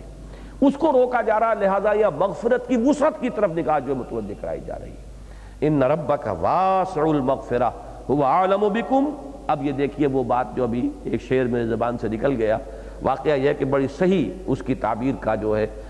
ان الفاظ کے ساتھ اس کا مفہوم کا بڑا قرب ہے کہ اتنی نہ بڑھا پاکی داماں کی حکایت، دامن کو ذرا دیکھ، ذرا بندے قبا دیکھ. تم کہاں اپنی پرہیزگاری کے ڈنکے بجا رہے ہو اور کہاں تمہیں اپنے بارے میں زوم ہوتا چلا جا رہا ہے. اور یہ بھی ایک بڑی نفسیاتی حقیقت ہے. جو لوگ اصلاح نفس یا اصلاح ذات میں غلو کریں گے، ان کے اندر اپنی نیکی کا ایک تکبر بھی پیدا ہو جانے کا اندیشہ ہوتا ہے. اس لیے کہ یہ غلو جو ہے، جہاں وہ مزاجاً ایک خانقاہیت کو جنم دینے والی شے ہے، وہیں پھر اس کے اندر دوسروں سے اپنے بالا تر ہونے کا احساس جو ہے وہ بڑھتا چلا جاتا ہے. یہ تو یہ کام بھی کر رہا ہے، میں یہ نہیں کر رہا، اس نے تو یہ بھی کیا ہے لیکن میں تو یہ نہیں کر رہا. اب یہ جہاں کرتے کرتے کیا ہوگا اس کا، کہ شیطان تو اصل میں داؤ لگاتا ہے ہر شخص کی ذہنیت اور اس کے مقام اور مرتبے کے اعتبار سے. کوئی شخص جو ہے فرض کیجئے کہ وہ رات کو اسے خوب نوافل کے اندر مشغول رکھے گا تاکہ فجر کی نماز چلی جائے اس کی، کرتا رہے رات کو نوافل جتنے بھی کرے لیکن فجر جائے اس کی، تو یہ بھی اس کا ایک داؤ ہے جو لگاتا ہے، آزماتا ہے. ہر ایک کو اس کے مزاج کے مطابق وہ غذا دیتا ہے. حالانکہ حضور صلی اللہ علیہ وسلم نے فرمایا کہ عشاء کی نماز جس نے باجماعت ادا کی اور فجر کی نماز جس نے باجماعت ادا کی، اس کے لیے تو پورے رات کے قیام کا ثواب ہے. لیکن اگر یہ کہ ساری رات آپ نوافل پڑھتے رہے لیکن فرض نماز جو ہے وہ آپ کی چلی گئی تو وہ سارے نوافل آپ کے دھل جائیں. نفل اور فرض کے اندر اگر یہ ترتیب ذہن میں نہیں رہتی تو بھی، حالانکہ وہ بھی عبادت ہے یہ بھی عبادت ہے، لیکن یہ کہ اگر حفظ مراتب نہ کنی زندگی، فرض کا مقام اپنی جگہ ہے، نفل کا مقام اپنی جگہ ہے. نفل کی کوئی مقدار کسی فرض کی قائم مقام نہیں بن سکتی، تلافی نہیں کر سکتی. اس موضوع پر ایک موقع پر میں نے تقریر کی تھی، بدقسمتی سے وہ ہمارا جو رودات تھی تنظیم اسلامی کی وہ آؤٹ آف پرنٹ ہے. یہ تقریر میں کوشش کروں گا کہ جلد ہی دوبارہ کہیں چھپ جائے، کہ تقرب بالفرائض اور تقرب بالنوافل ایک حدیث کے حوالے سے یہ بہت اہم مضمون ہے، اور اس میں بھی ہمارے ہاں عام طور پر ان بیلنسڈ ایٹیچیوڈ ہے لوگوں کا، اور اس میں توازن جو ہونا چاہیے وہ عام طور پر لوگوں کے سامنے نہیں ہے. وہ نیکی میں، نوافل میں، فضائل میں اتنا غلو کرتے چلے جائیں گے کہ دوسری طرف سے فرائض کا کھاتا جو ہے وہ چوپٹ ہوتا چلا جائے گا۔ اس میں بڑے توازن کی ضرورت ہے۔ تو فرمایا ہوا اعلم بکم، وہ تمہیں خوب جانتا ہے، یا تمہاری ہر کیفیت اس کی نگاہ کے سامنے ہے۔ وہ کیفیت بھی اذ انشاکم من الارض، جبکہ اس نے تمہیں اٹھایا تھا زمین سے۔ اب یہ زمین سے پیدا کیا جانا، اس کا ایک تصور تو یہ ہو سکتا ہے جو ہر انڈیویجول کے ساتھ ہے، کہ ہر شخص کا آغاز ہو رہا ہے باپ کے نطفے سے، اور وہ نطفہ بن رہا ہے اس زمینی غذا سے جو باپ کھا رہا ہے۔ اس اعتبار سے ہر فرد کا ڈائریکٹ تعلق جو ہے زمین سے بھی قائم ہو گیا، یہ انفرادی طور پر بھی، کہ جو بھی ہمارا جسم کا پورا نظام ہے وہ غذا ہی سے تو آخر اس کی نشو و نما ہے۔ وہ غذا کہاں سے آ رہی ہے؟ زمین سے آ رہی ہے، یا تو براہ راست زمین سے آئی کوئی شے، زمین کی نباتات ہے وہ آپ نے کھائی ہے، یا آپ نے بکری کا گوشت کھایا تو بکری کا گوشت کہاں سے بنا ہے؟ وہ بھی وہ زمین کی، اس نے جو بھی پتے کھائے ہیں یا جو گھاس چری ہے اسی سے اس کا وہ گوشت بنا ہے، اسی سے وہ نطفہ بنا ہے کہ جس سے تمہارا آغاز ہوا۔ تو یہ ایک مرحلہ ہے تمہاری تخلیق کا، ایک انڈیویجول کی تخلیق میں بھی ابتدا جو ہے وہ زمین سے ہو رہی ہے۔ پھر یہ ہے کہ اس کے بعد وَإِذْ أَنْتُمْ أَجِنَّةٌ فِي بُطُونِ أُمَّهَاتِكُمْ، دوسرا مرحلہ آتا ہے جب کہ تم جنین کی صورت میں تھے اپنی ماؤں کے پیٹوں میں۔ جنین وہی کہ جو بطن مادر میں ابھی بچہ ہے، کیونکہ جیم نون کا مادہ جو آتا ہے وہ اخفاء کے لیے آتا ہے، چھپا ہوا۔ جن اسی لیے کہتے ہیں جنات کو کہ وہ نظر نہیں آتے، چھپے ہوئے ہیں۔ جنت کہتے ہیں باغ کو کہ زمین کو ڈھانپ لیتا ہے وہ سبزہ جو اس کے اوپر ہوتا ہے۔ ایک زمین ننگی نظر آ رہی ہے، اس کے اوپر کوئی سبزہ نہیں، نہ گھاس ہے، نہ کوئی درخت ہے، نہ پودے ہیں، کچھ نہیں ہے، زمین ننگی پڑی ہوئی ہے۔ ایک یہ ہے کہ زمین نے لباس اوڑھ لیا ہے، سبزے کا لباس اوڑھ لیا تو زمین چھپ گئی، وہ نظر نہیں آ رہی۔ خاص طور پہ یہ تصور آدمی کو ہوتا ہے جب ہوائی جہاز سے وہ دیکھتا ہے کہ کہیں زمین ننگی نظر آ رہی ہے، کہیں زمین کے اوپر معلوم ہوتا ہے کہ کوئی لحاف اوڑھ لیا ہوا ہے اس نے اور وہ اس میں چھپی ہوئی ہے۔ تو جنت باغ کو اسی لیے کہتے ہیں کہ زمین وہاں نگاہوں سے چھپ جاتی ہے۔ جنین وہ ہے کہ ماں کے پیٹ میں ابھی ہے، نظر نہیں آ رہا، وہ ابھی کسی کو دیکھنے میں نہیں آ رہا ہے۔ تو جب تم جنین تھے اپنی ماں کے پیٹوں میں، ہم تو اس وقت بھی تمہیں جانتے ہیں کہ تمہاری حقیقت کیا تھی، تو ہم سے کہاں چھپو گے؟ جہاں تک من الارض کا تعلق ہے اس میں دوسرا امکان بھی پیش نظر رکھیے کہ وہ جو ارتقائی عمل ہے، تو جو بھی حضرت آدم علیہ السلام کا جو بھی زمین سے مادہ لیا گیا، وہ چاہے وہ ارتقائی عمل میں سے ہو کر گزرا ہے، چاہے براہ راست تخلیق ہوئی ہے، تو حضرت آدم کی چونکہ مٹی سے تخلیق ہوئی تو گویا کہ اس کی طرف اشارہ کیا جا رہا ہے کہ اذ انشأکم من الارض، جبکہ ہم نے تمہیں اٹھایا زمین سے، وَإِذْ أَنْتُمْ أَجِنَّةٌ فِي بُطُونِ أُمَّهَاتِكُمْ، اور جبکہ تم اپنی ماؤں کے پیٹوں میں جنین کی صورت میں تھے، فَلَا تُزَكُّوا أَنفُسَكُمْ، تو اب تزکو کے دو ترجمے ہو سکتے ہیں لفظاً، تزکیہ سے ہے، مت پاک کرو اپنے آپ کو، یہ ترجمہ نہیں ہوگا،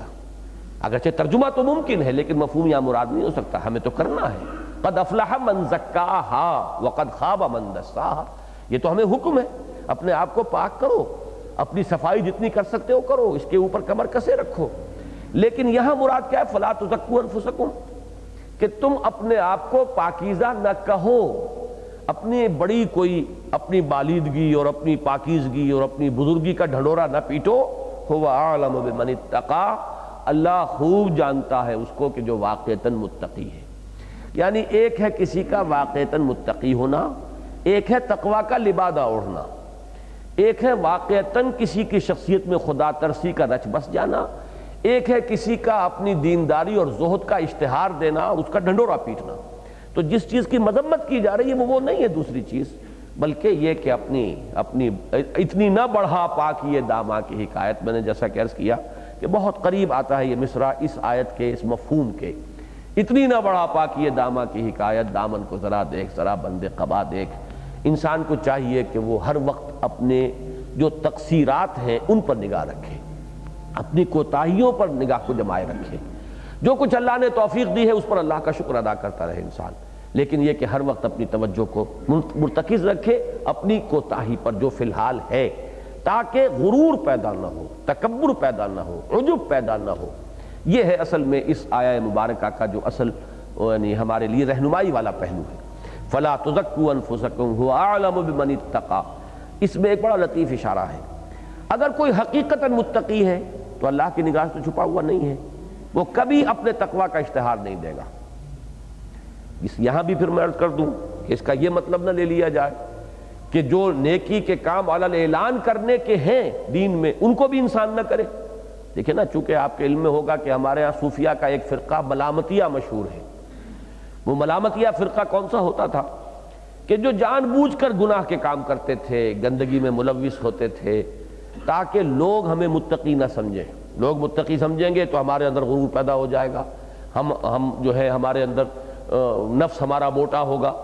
تو برعکس کام کرو، برائی کے کام کرو تاکہ لوگ تمہیں ملامت کریں۔ تو یہ بہتر ہے اس سے کہ تم نیکی کے کام کرو اور لوگ تمہاری تعریف کریں، اس میں زیادہ خطرہ ہے، اس میں خطرہ کوئی نہیں ہے۔ نیکی اپنے اندر چھپا کر رکھو، رب جانتا ہی ہے، لیکن ظاہر کرو بدی کو، یہ دوسری انتہا ہے، یہ کوئی صحیح طرز عمل نہیں ہے۔ اسی کے آپ مظہر دیکھتے ہیں، صاحب آپ داڑھی کیوں نہیں رکھتے؟ یہ کیا داڑھی رکھیں، ہمارا تو کردار ایسا ہے، ہم داڑھی کو بدنام کریں۔ غلط بات ہے یہ۔ پھر آپ نماز بھی مت پڑھیے کہ نماز کو بدنام کریں گے آپ، پھر آپ حج بھی نہ کیجئے کہ حج کو بدنام کریں گے آپ۔ اور واقعتاً بہت سے لوگ اسی نہج کے اوپر سوچتے ہیں کہ اب جب تک ہماری یہ صورت نہیں ہے، کردار ابھی اس معیار کا نہیں ہے، اس وقت اگر ہم یہ کریں گے تو خواہ جو ہے وہ لوگوں میں چرچا ہوگا، گویا کہ ہم اپنی نیکی کا اشتہار دے رہے ہیں۔ اور یہ کہ چونکہ ہمارا کردار اور ہماری شخصیت تو اس کے ہم وزن نہیں ہے، تو ہم خواہ بجائے یعنی لینے کے دینے پڑ جائیں گے کہ اس داڑھی کو بھی بدنام کر دیں گے۔ یہ بالکل غلط طرز عمل ہے، یہ شیطان کی وسوسہ اندازی ہے۔ جو کام اعلانیہ کرنا دین میں بتایا گیا وہ اعلانیہ ہی کرنا ہوگا، اس میں اس وجہ سے کہ خواہ لوگوں کے اندر ہماری عبادت گزاری کا چرچا نہ ہو جائے جو ہمارے لیے ایک فتنہ بن جائے، اس بنا پر اگر آپ ہٹ گئے تو گویا کہ شیطان کا وار آپ پر وہ مؤثر ہو گیا، کاری ہو گیا۔ نماز باجماعت فرض ہے، اور وہ فرض علی الاعلان ہی آپ کے اوپر کی گئی ہے کہ باجماعت جا کر آپ نماز ادا کریں، سب کو معلوم ہو کہ آپ نے نماز پڑھی۔ زکوٰۃ کا ادا کرنا، زکوٰۃ مفروضہ علی الاعلان کیجئے، اس لیے کہ وہ فرض ہے۔ ہاں صدقات نافلہ ہے، اس میں اگر کر سکتے ہو تو اس حد تک اخفاء سے کام لیجئے کہ جو آپ کا داہنا ہاتھ دے رہا ہے بائیں ہاتھ کو پتہ نہ چلے۔ یہ ہے نوافل کے اندر، لیکن فرائض کے اندر اصل شے جو ہے وہ اعلان ہے، اظہار ہے، برملا کرنا ہے۔ اس لیے کہ یہ دین کا اپنا فلسفہ ہے، دین کی اپنی حکمت ہے، اللہ نے ایسے بنایا ہے دین کو، ہم اس کے اندر خود اپنے کسی فکر اور فلسفے اور اپنی منطق کے مطابق اس میں ترمیم کرنے کے مجاز نہیں ہے۔ جو کام علانیہ کرنے کا حکم دیا گیا علانیہ کرو، لیکن اپنے کوئی نیکی اور اپنے اندر دیکھتے رہو کہ کہیں کوئی غرور نفس پیدا نہ ہو جائے، کہیں کوئی عجب پیدا نہ ہو جائے۔ اس لیے کہ مہلکات میں ہی اشدہن ہے اعجاب المرء بنفسہ، اگر آپ کے اندر ذرا بھی یہ خیال ہو جائے کہ میں تو بڑا نیک ہوں اور بڑا متقی ہوں تو کیا دھرا ختم ہو جائے گا، بالکل ضائع ہو جائے گا۔ شیخ سعدی نے وہ حکایت کے انداز میں بڑا پیارا ایک واقعہ کے طور پہ نقل کیا ہے بات سمجھانے کے لیے، کہ ایک شخص تھا اور اس کے ساتھ اس کا بچہ بھی تھا نوجوان، تو وہ رات کو دونوں باپ بیٹا جو ہے نوافل ادا کر رہے تھے، کچھ لوگ سو رہے تھے، تو بیٹے نے ایسے ہی کہا کہ ابا جان مجھے بڑا احساس ہو رہا ہے کہ یہ لوگ کتنے محروم ہیں، یہ سب پاؤں پھیلائے سو رہے ہیں، اللہ نے ہم پر کتنا کرم فرمایا۔ تو باپ نے کہا بیٹا اگر تم بھی سوئے ہوتے تو یہ بہتر تھا اس سے کہ تم اس وقت یہ جو توفیق تمہیں ملی ہے اس کی بنا پر تم نے اپنے آپ کو ان سے بہتر سمجھا جو سو رہے ہیں، یہ منفی نتیجہ ہے جو نکلا ہے تمہارے اندر، تو اس سے تو بہتر یہ تھا کہ تم بھی سوئے رہتے۔ تو یہ چیز کہ نیکی کا اس طرح کا کوئی احساس پیدا ہو جائے، کوئی عجب، کوئی دوسروں سے اپنی برتری کا احساس، تو پھر یہ ہے کہ وہ نیکی برباد گناہ لازم، اس عبادت کا اور اس تقویٰ کا اور اس زہد کا اور اس تزکیے کا فائدہ کچھ نہیں ہوگا، نقصان ہو جائے گا۔ فَلَا تُزَكُّوا أَنفُسَكُمْ هُوَ أَعْلَمُ بِمَنِ اتَّقَىٰ، وہ خوب جانتا ہے جو واقعتاً متقی ہے، اس کی نگاہوں سے مخفی نہیں ہے، وہ اللہ جانتا ہے، وہ تمہارے دلوں کو دیکھتا ہے، تمہارے دلوں کی حالت اس کے سامنے ہے۔ ہر وقت انسان جو ہے اس پہلو سے چوکس رہے۔ أَفَرَأَيْتَ الَّذِي تَوَلَّىٰ، اب یہاں پر یہ ایک کردار ہے جس کا نقشہ کھینچا جا رہا ہے۔ اس طرح کی آیات میں عام طور پر آپ کو اختلاف ملے گا کہ ہمارے ہاں مفسرین کا ایک رجحان تو یہ ہے کہ معین کریں کہ وہ شخص کون تھا جس کے بارے میں یہ آیات آ رہی ہیں، اور ایک رجحان یہ ہے کہ نہیں، یہ ایک تمثیلی کردار ہے، ایک مثالی جو مثال کے طور پر ایک کردار نگاری کی جا رہی ہے تاکہ ہر شخص دیکھے اپنے اندر جھانکے کہ کہیں یہ کردار میرے اندر تو نہیں۔ مختلف کریکٹرز جو ہیں وہ آپ کو دنیا میں ملتے ہیں۔ حضور صلی اللہ علیہ وسلم پر ایمان لانے والے بھی سب ایک درجے کے نہیں تھے، ایک مزاج کے نہیں تھے۔ ہر گلیرا رنگ و بوئے دیگر است، ہر ایک کا اپنا ایک مزاج تھا۔ ابو بکر کا اپنا مزاج ہے، عمر کا اپنا مزاج ہے۔ ارحم امتی بے امتی ابو بکر واشدہم فی امر اللہ عمر، تو ایک مزاج ہے، مختلف ہے، فرق ہے۔ پھر مدارج ہے، فض مراتب نکنی زندگی۔ اسی طرح جو آپ کے مخالفین اور معاندین تھے وہ بھی سب ایک طرح کے نہیں تھے۔ آخر اسلام کے کلمے سے تو محروم ابو طالب بھی گئے دنیا سے، لیکن اس کا کردار کچھ اور تھا۔ ان میں سے تو ہم میں سے کون ہے کہ جو یہ کہہ سکے کہ میرے کندھے پر ان کے احسان کا بوجھ نہیں ہے؟ اگر پورے 10 برس آغاز وحی سے لے کر سن 1090 تک انہوں نے ساتھ دیا ہے حضور صلی اللہ علیہ وسلم کا، تو وہ محسن ہیں ہمارے، لیکن اس دنیا سے بہرحال وہ بغیر کلمہ اسلام کے گئے ہیں۔ حضور نے فرمایا اسی لیے کہ جہنم میں سب سے ہلکا عذاب ہوگا ابو طالب کو، لیکن وہ سب سے ہلکا عذاب بھی کیا ہے کہ آگ کی 2 جوتیاں پہنائی جائیں گی جن کے زیر اثر اس کھوپڑی میں بھیجا ایسے پکے گا جیسے کہ ہنڈیا جو ہے وہ چولہے کے اوپر پکتی ہے۔ یہ ہلکا ترین عذاب ہے، لیکن ہلکا ترین ہوگا اس لیے کہ بہرحال وہ کلمہ شہادت سے محروم تو گئے لیکن حضور صلی اللہ علیہ وسلم کے ساتھ تعاون کیا۔ اب ایک اس کے بالکل برعکس کردار ہے، وہ ابو لہب کا کردار ہے۔ بدترین کردار، ذلیل ترین کردار، بخیل بھی تھا، بزدل بھی تھا، یعنی کوئی عام بنیادی انسانی اخلاقیات بھی نہیں، خائن بھی تھا، چور بھی تھا، اگرچہ سرمایہ دار تھا، صاحب حیثیت تھا، عبد المطلب کا بیٹا تھا، شکل و صورت بہت اچھی تھی، انگارے کے مانند اس کی آنکھیں تھیں، بہت بڑی بڑی آنکھیں اور بہت یعنی سرخ و سفید رنگت والا، لیکن یہ کہ کردار کے اندر وہ بدترین کردار، ابو لہب کا کردار بدترین کردار ہے۔ اس میں نہ شجاعت تھی، نہ اس کے اندر یعنی کوئی لوگوں کو مال دینے کی اور خیرات کی یا لوگوں کی بھلائی پہ خرچ کرنے کی کوئی اس کے مادہ موجود نہیں تھا۔ اب اس کے درمیان میں ان 2 کرداروں کے درمیان آپ کو 2 اور کردار ملیں گے۔ ایک ابو جہل کا ہے، مخالفت میں سخت، انتہائی شدید،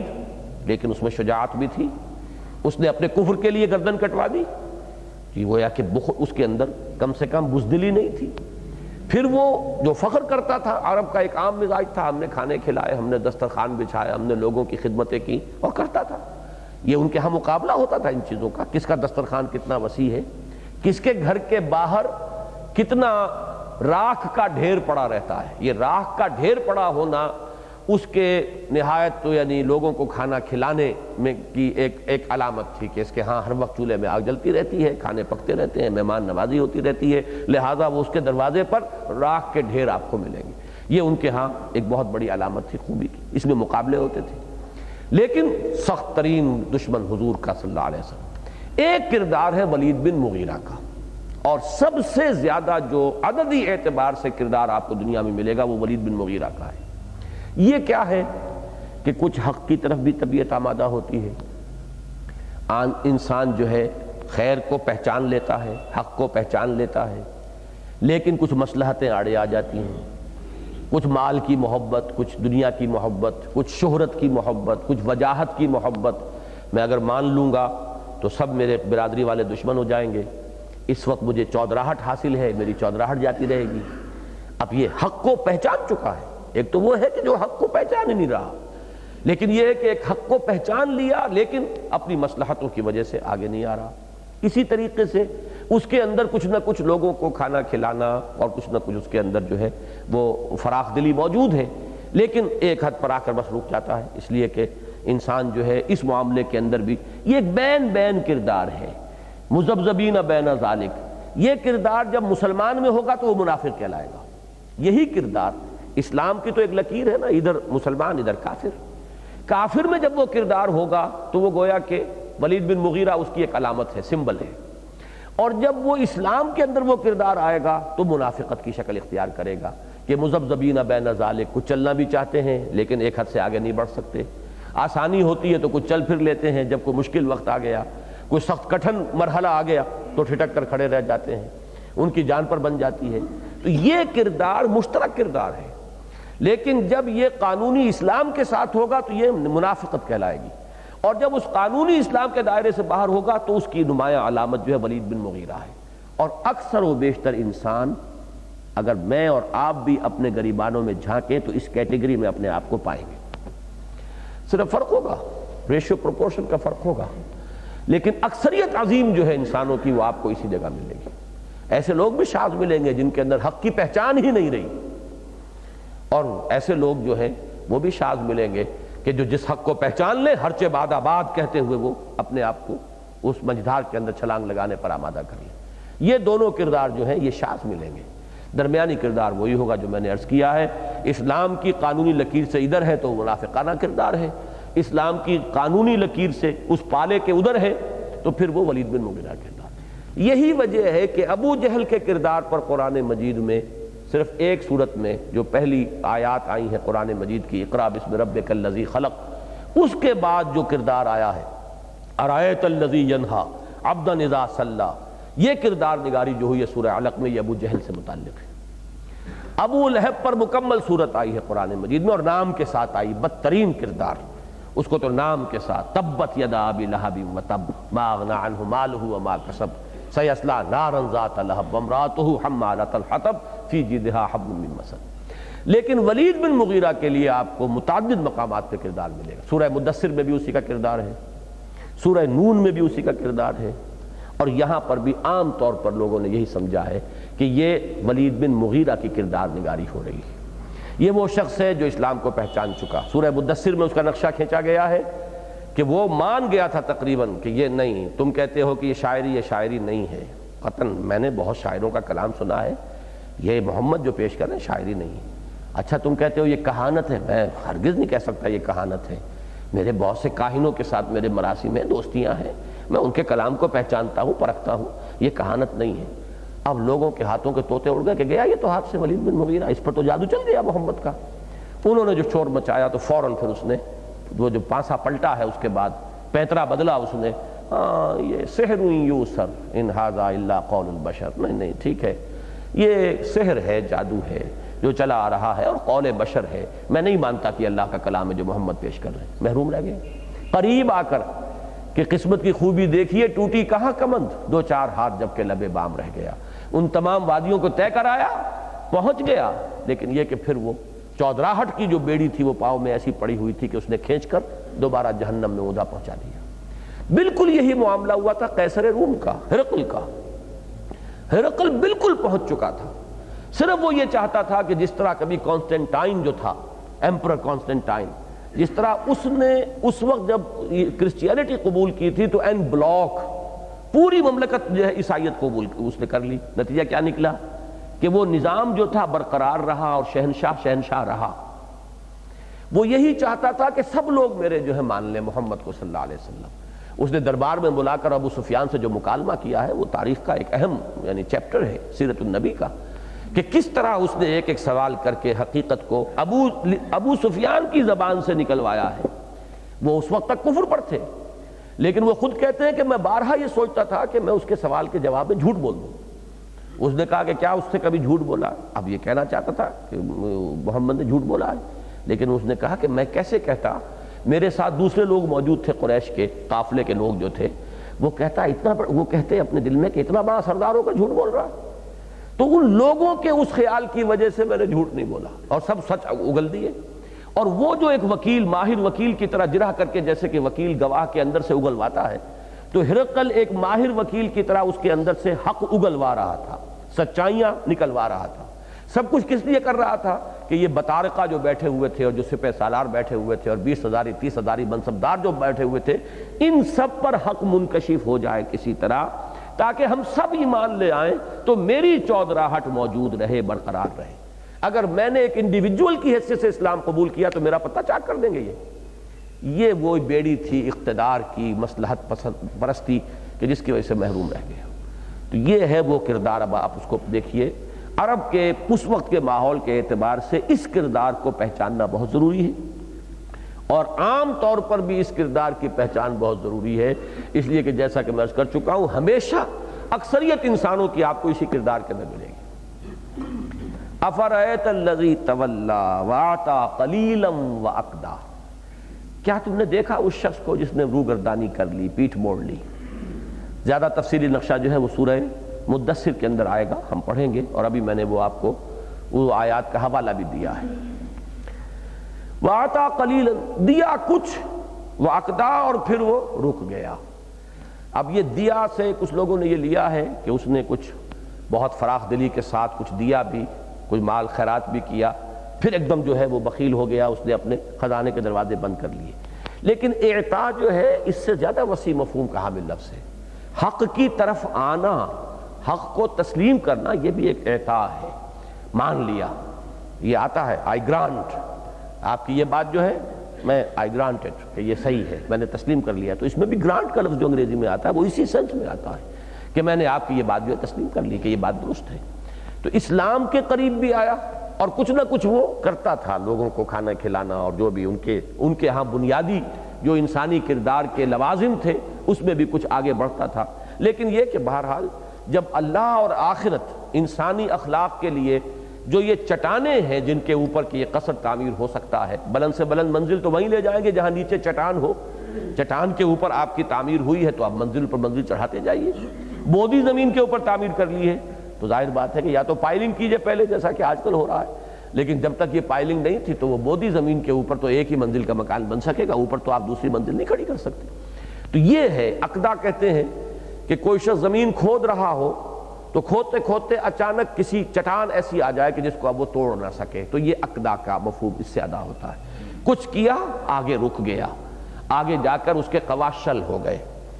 افرأیت الذی تولی وآتی قلیلا واقدا، کچھ محنت، کچھ کوشش، کچھ آگے بڑھنا، پھر پیچھے ہٹ جانا، 2 قدم آگے بڑھنا، 1 قدم پیچھے کر لینا، یہ جو کردار ہے مذبذب رہنا، ایک وہ کہ ہرچہ باد آباد ماں کشتی درا بنداختے، اب جو ہو سو ہو، ہم نے تو اپنی کشتی جو ہے وہ سمندر میں ڈال دی ہے، اب یہ تیرے گی تو ہم تیریں گے، یہ ڈوبے گی تو ڈوبیں گے، اب اس کشتی کے ساتھ ہے معاملہ۔ ایک یہ ہے کہ انسان مذبذب رہے اور 2 کشتیوں کا سواری جو ہے کرنے کی کوشش کرے۔ اَعِندَهُ عِلْمُ الْغَيْبِ فَهُوَ يَرَى، کیا اس کے پاس غیب کا علم موجود ہے کہ وہ دیکھ رہا ہو؟ آئندہ کے بارے میں کوئی حتمی علم اس کے پاس ہے؟ اس لیے کہ جیسے سورہ مدثر میں کردار زیادہ تفصیل سے آئے گا، وہاں اس کے یہ الفاظ آتے ہیں کہ مجھے جو کچھ یہاں ملا ہے اس سے بھی زیادہ جو ہے اللہ تعالیٰ کے ہاں جا کر مجھے ملے گا۔ میں وہ آیات ہی مناسب ہے کہ اس وقت پڑھ کے آپ کو سنا دوں۔ اب دیکھیے وہاں جو کردار آیا ہے سورہ مدثر میں، ذرنی ومن خلقت وحیدا وجعلت له مالا ممدودا وبنین شہودا ومہدت له تمہیدا ثم یطمع ان ازیدا کلا انہ کان لآیاتنا عنیدا سأرہقہ صعودا انہ فکر وقدر فقتل کیف قدر ثم قتل کیف قدر ثم نظر ثم عبس وبصر ثم ادبر واستکبر فقال ان ھذا الا سحر یوثر ان ھذا الا قول البشر۔ اب یہ ہے گویا کہ اس آیت کی شرح، ان القرآن یفسر بعضہ بعضا، قرآن مجید کا ایک حصہ دوسرے حصے کی تفسیر کرتا ہے۔ وہاں یہ ایک آیت میں سمو دیا گیا، یہاں پورا نقشہ اس کا کھینچ دیا گیا کہ اس نے غور کیا، تیوری چڑھائی، سوچا، اور اس میں بھی ابھی وہ نہیں ہے جو کہ یعنی آپ کو تفسیری جو روایات ہیں ان میں ملتا ہے کہ جب کہا کہ لوگوں نے کہا کہ کیا سو کہنا چاہیے، محمد جو کلام پیش کر رہے ہیں وہ کیا ہے، شاعری کہنی چاہیے۔ انہوں نے نہیں شاعری نہیں بھائی، کیا بات کر رہے ہیں، میں شاعروں کے کلام کو خوب پرکھ سکتا ہوں، میں ناقد ہوں، تنقید کا فن مجھے آتا ہے، یہ شاعری نہیں۔ اچھا تو پھر ہمیں یہ کہنا چاہیے کہ یہ کاہنوں کا کلام ہے۔ انہوں نے نہیں یہ نہیں، آخر کاہنوں سے ہم واقف ہیں، ان کی جو تک بندی ہوتی ہے اس کو میں اچھی طرح پہچانتا ہوں، یہ کاہنوں والا کلام۔ اب یہاں قریب آ گیا تھا، جب لوگوں نے شور مچایا تو اب اس نے وہ جو پیترا بدلنا تھا اس کے لیے سارا ڈرامہ کھیلا، جیسے کہ انسان غور کر رہا، ہاں بھائی سوچنا پڑے گا، انہ فکر وقدر فقتل کیف قدر ثم قتل کیف قدر ثم نظر ثم عبس وبصر ثم ادبر واستکبر فقال ان ھذا الا سحر یوثر۔ بات کہی تو کیا کہی، ہاں جادو ہے، یہ جادو بھرے کلمات ہیں، ان ھذا الا قول البشر، یہ انسان ہی کا کلام ہے، یہ کوئی خدائی کلام نہیں ہے۔ یہ ہے وآتی قلیلا واقدا، کچھ آیا تھا، قریب آیا تھا، بات مان رہا تھا، گرانٹنگ دی ٹروتھس، تسلیم کر رہا تھا حقائق کو، لیکن پھر ایک دم رک گیا، جیسے کہ چٹان آ جائے اور اب آگے آپ کا پھاوڑا رک جائے کہ اس کو وہ توڑ نہ سکے۔ عندہ علم الغیب فہو یرا، یہ ہے اس خواہش کی۔ ثم یطمع ان نزید، یا جیسے کہ سورہ مریم میں آیا لَأُوتَيَنَّ مَالًا وَوَلَدًا، مجھے لازماً ملے گا، مجھے یہاں سب کچھ ملا ہے تو وہاں بھی ملے گا۔ سورہ کہف میں بھی آیا ہے، وہ جو دو افراد کا مکالمہ دیا گیا ہے کہ مجھے یہاں سے بہتر ملے گا وہاں۔ وَلَئِن رُدِدتُّ إِلَىٰ رَبِّي لَأَجِدَنَّ خَيْرًا مِّنْهَا مُنقَلَبًا۔ اول تو مجھے یہ گمان ہی نہیں ہے کہ کوئی قیامت ہوگی، کوئی جنت دوزخ ہے، سب ڈھکوسلے ہیں، لیکن بالفرض مجھے اپنے رب کی طرف لوٹایا بھی گیا تو لازماً مجھے یہاں سے بھی بہتر ملے گا۔ یہ اس پر ہے اصل میں تبصرہ، أَعِندَهُ عِلْمُ الْغَيْبِ فَهُوَ يَرَىٰ، کیا اس کے پاس غیب کا علم ہے جو وہ دیکھ رہا ہے؟ ام لم ينبأ بما فی صحف موسیٰ، تو کیا اسے متنبہ نہیں کر دیا گیا، خبردار نہیں کر دیا گیا؟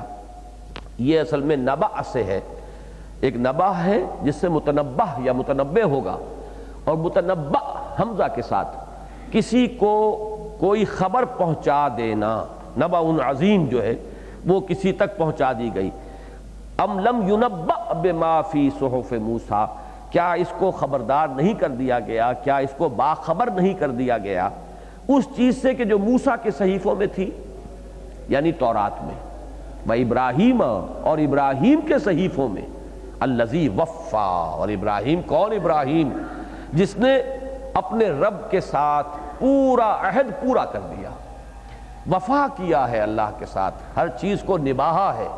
جس کو کہ سورہ بقرہ میں فرمایا گیا اِذِ ابْتَلَىٰ إِبْرَاهِيمَ رَبُّهُ بِكَلِمَاتٍ فَأَتَمَّهُنَّ قَالَ إِنِّي جَاعِلُكَ لِلنَّاسِ إِمَامًا، رب نے کیسے کیسے کڑے امتحان لیے، کتنی بڑی آزمائشوں میں ڈالا، اور وہ ابراہیم ہمارا بندہ ہمارے ہر امتحان میں پورا اترا۔ تو یہاں پر وفا یوفی توفیتاً، پورا پورا دے دینا، یہ لفظ آ رہا ہے آتا کے ساتھ۔ آتا کسی نے دیا، تھوڑا سا دیا، ایک وہ ہے جس نے بھرپور دیا،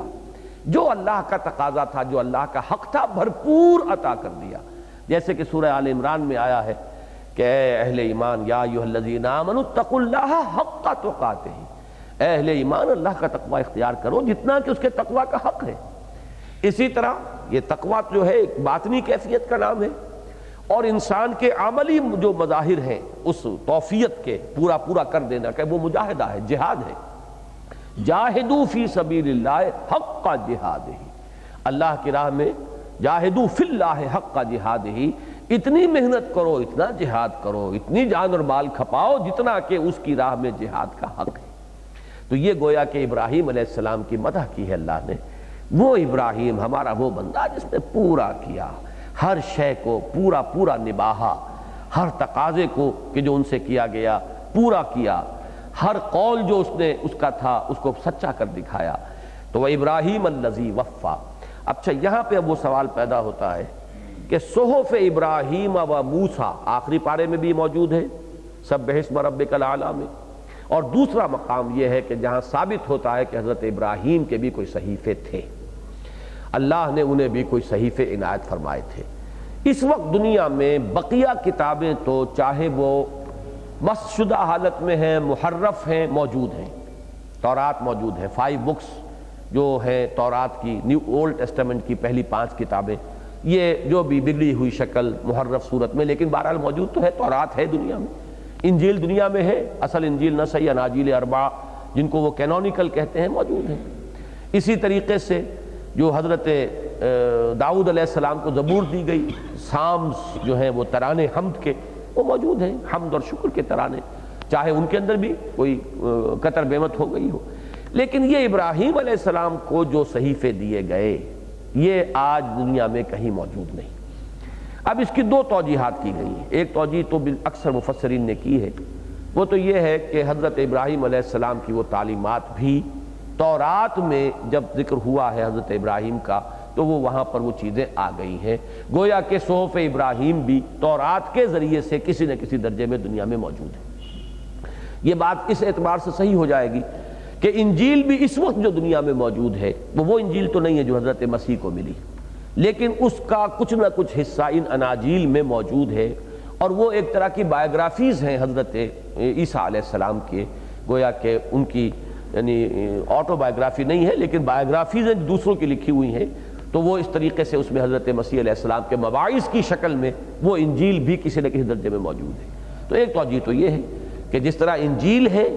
حضرت مسیح علیہ السلام کی سیرت کی صورت میں موجود، اسی طرح صحف ابراہیم بھی تورات میں حضرت ابراہیم کا جو ذکر ہے اس کے ضمن میں، اس کے ذیل میں موجود ہے۔ ایک تو یہ خیال ہے۔ ایک ذاتی رائے میری ہے، بہت سے اور دوسرے حضرات نے بھی اس کو پیش کیا ہے، لیکن یہ مفسرین یا ہمارے جو مستند علماء ہیں ان کی رائے نہیں ہے، یہ ایک اسٹرے تھاٹ کہہ لیجئے، لیکن یہ کہ بہرحال ایک بات اس میں ہے جس کو کہ آپ کے سامنے میں رکھ دوں۔ اس سے پہلے بھی میں نے ذکر کیا ہے، ایک گمان کے درجے میں یہ بات عرض کر رہا ہوں کہ جیسے ایک گمان ہے کہ گوتم بدھ نبی تھے اور ذوالکفل جن کا ذکر قرآن مجید میں آیا ہے وہ یہ گوتم بدھ تھے، کپل پستو والے، کپل اور کفل عربی زبان میں پے فے سے بدلتی ہے۔ اسی طرح کا ایک گمان یہ ہے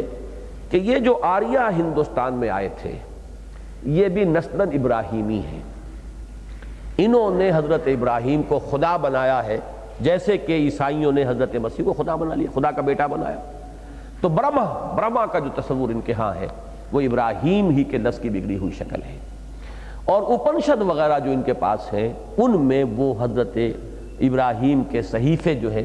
وہ محرف شکل میں، ظاہر بات ہے جب تورات کی تحریف ہو گئی جو بات بہت بعد میں آ رہی ہے حضرت ابراہیم علیہ السلام سے کم و بیش یوں سمجھیے کہ 1000 سال بعد یا 700-800 برس کا فصل تو ہے کم از کم، تو اس کے بعد اگر تورات نازل ہوئی اور وہ تورات بھی تحریف شدہ ہے تو حضرت ابراہیم کے صحیفوں کے اندر بھی جو دخل اندازی وغیرہ ہو گئی، لیکن یہ کہ اس کے کچھ حصے دنیا میں اس وقت ان کی جو مذہبی کتابیں ہیں وید اور اپنشد ان کے اندر موجود ہیں۔ یہ بات مجھے کچھ قوی معلوم ہوتی ہے اور اس کے لیے بہت سے استشہادات ہیں۔ یہ جو ان کا آریاؤں کا ہندوستان میں آنا ہے اس کے بارے میں بھی پہلے یہ خیال تھا کہ شاید 5000 برس پہلے آئے تھے، لیکن ہوتے ہوتے جدید تحقیقات نے ثابت کر دیا ہے کہ 3000 سال سے زیادہ پرانا نہیں ہے معاملہ، اور 3000 سال سے زیادہ پرانا نہیں ہے معاملہ یہود کے مصر سے نکلنے کا۔ یہود جب مصر سے نکلے ہیں 12 قبیلے تھے، اور یہ ہوا ہے 1300 قبل مسیح میں، 1300 قبل مسیح، اور اب آپ 2000 شامل کر لیجئے، 1987 میں ہم بیٹھے ہوئے ہیں، تو یہ 2300 برس بنے۔ اس وقت جو قبائل نکلے ہیں 12 قبیلے جو آئے ہیں ان میں سے بعض قبائل جو ہیں ان کے بارے میں عام طور پر ایک لفظ استعمال ہوتا ہے the last tribes of the house of Israel. کچھ قبیلوں کا پتہ ہی نہیں چلتا وہ کہاں گئے، یعنی جو یہود کی اپنی تاریخی جو لٹریچر ہے اس کے اندر ان کا ذکر نہیں ہے، گم ہو گئے وہ، دی لاسٹ ٹرائبز، گم شدہ قبیلے۔ تو ایک گمان غالب یہ ہے اس وقت کہ وہی قبیلے ہیں کہ جو یہاں آ گئے تھے، اور ہنود اور یہود کی جو ذہنی اور ان کی مزاجی جو مشابہت ہے، ان کے مزاج کے اندر جو ایک دوسرے کے ساتھ قرب ہے، وہ بھی ایک دلیل بنتی ہے اس بات کی کہ یہ آئے۔ اور جب یہ آئے اسی طریقے سے حضرت یعقوب کے بڑے بھائی عیسو، ان کی اولاد کہاں گئی؟ آخر وہ بھی ابراہیمی تھے نا، ان کے اندر بھی حضرت ابراہیم علیہ السلام کی تعلیمات، ان کا بھی کوئی وجود نہیں ملتا۔ یہ اس طریقے سے حضرت ابراہیم کی نسل کی مختلف شاخیں جو ہیں وہ ہو سکتا ہے کہ یہاں پر بھی آئی ہو، اور انہوں نے اپنے دین کو بگاڑ کر یہ شکل بنا لی ہو جو آج ہندو مذہب کی صورت میں ہمارے پاس موجود ہے۔ واللہ عالم، یہ گمان کے درجے کی بات ہے جو میں کہہ رہا ہوں، لیکن یہ کہ یہ بات میں نے اصولاً کئی مرتبہ عرض کی ہے، اہم مضامین قرآن مجید میں 2 جگہ ضرور آتے ہیں، اور وہ اس کی اہمیت پر دلالت کرتی ہے یہ چیز کہ قرآن مجید میں کوئی بات 2 دفعہ آئے۔ تو صحف ابراہیم و موسیٰ سورۃ الاعلیٰ میں، اور یہاں فی صحف موسیٰ و ابراہیم الذی وفا، گویا کہ ان 2 مقامات نے اس مضمون کی اہمیت کو مؤکد کر دیا ہے۔ اور صحیفے کا لفظ حضرت ابراہیم علیہ السلام پر بھی اگر اطلاق ہو رہا ہے تو کہیں نہ کہیں وہ چیز جو ہے چاہے بگڑی ہوئی شکل میں ہو موجود ہوگی، واللہ عالم۔ لیکن وہ اصل بات کیا تھی جس کے لیے حوالہ دیا گیا؟ یہ اس سورہ مبارکہ کے بڑے اہم مضامین میں سے ایک مضمون ہے جو پہلے بھی آ چکا ہے، ام للانسان ما تمنا، کیا انسان کے لیے ہے جو بھی وہ آرزو کرے؟ تمنا ہے، وشفل تھنکنگ، تمناؤں کے سہارے انسان جیے گا۔ یہاں پر بھی اسی بات کو ایک عکسی انداز میں، جیسے ہر تھیورم کا ایک کانورس ہوتا ہے، تو اس سٹیٹمنٹ کا یہ کانورس ہے، اللہ تزر وازرۃ وزر اخری وان لیس للانسان الا ما سعی وان سعیہ سوف یری ثم یجزاہ الجزاء الاوفی۔ یہ 4 آیات بہت اہم ہیں کہ انسان کے لیے وہی کچھ ہے جس کے لیے کہ اس نے محنت کی۔ اصل معاملہ انسان کی محنت کا ہے، سعی کا ہے، جد و جہد کا ہے، خواہشات کا نہیں ہے، امنیات کا نہیں ہے، امانی کا نہیں ہے، وشفل تھنکنگ سے کچھ نہیں ہوگا۔ اس دنیا کو اللہ نے جس اصول پر بنایا ہے وہ یہ ہے کہ ہر شخص کو محنت کرنی ہے، بھاگ دوڑ کرنی ہے، محنت ہی سے کچھ بنے گا۔ یہاں پہ اگرچہ مفسرین نے بہت سے مباحث چھیڑ دیے ہیں کہ آخر ایصال ثواب کا مسئلہ ہے، وہ تو انسان کی اپنی محنت نہیں ہے۔ اسی طریقے سے جس کو ہم صدقہ جاریہ کہتے ہیں اس کا بھی ایک وجود ہے۔ استغفار ہم کر رہے ہیں کسی کے لیے تو آیا اس کا بھی کوئی وجود ہے کہ نہیں ہے؟ یہاں تو ہے ان لیس للانسان الا ما سعی، اس کو اگر بالکل لٹرل سینس میں لیا جائے گا تو اس کے معنی تو یہ کہ انسان کے لیے کچھ بھی نہیں ہے سوائے اس کے جس کے لیے اس نے خود محنت کی ہو۔ تو خود محنت نہیں کی ہے تو ایصال ثواب کیسا؟ یہ تو عمل تو آپ کا ہے، آپ نے کوئی خیرات کی اور کہا کہ اس کا ثواب اس کو پہنچ جائے تو نفی ہو رہی ہے اس کی۔ اسی طریقے سے آپ استغفار کر رہے ہیں، اللہ معاف فرما دے، کیوں معاف فرما دے؟ اگر اس نے کام ایسے غلط کیا تو کیوں معاف فرما دے؟ اس قانون کے خلاف ہو جائے گا۔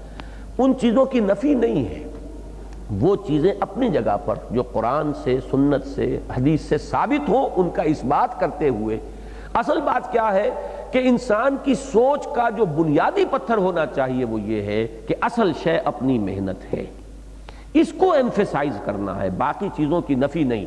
جسے ہم کہتے ہیں مفہوم مخالف، کہ اس کا مطلب یہ کہ جو چیز بھی اس کے خلاف ہے پھر وہ باطل ہو جائے گی، نہیں، اس کا جو بھی جزوی طور پر اس بات ہوگا قرآن مجید کے دوسرے مقامات سے۔ استغفار تو قرآن سے ثابت ہے کہ نہیں؟ استغفار ظاہر بات ہے کہ انسان کی اپنی محنت تو نہیں ہے۔ میں آپ کے لیے استغفار کر رہا ہوں، آپ میرے لیے کر رہے ہیں، حضور کے پاس جاتے تھے صحابہ استغفار کے لیے، قرآن میں مذکور ہے، تو استغفار ہے۔ لہذا جو چیزیں بھی کہ کتاب و سنت سے ثابت ہو جائیں گی، جیسے کہ قرآن یہ لاء کی کتابوں میں ہوتا ہے کہ یہ سیکشن ریڈ ود فلاں سیکشن، یعنی اس سے یہ چیز بھی ایک ہے لیکن اس کو اس کے ساتھ پڑھا جائے گا، اس کی نفی نہیں کی جائے گی۔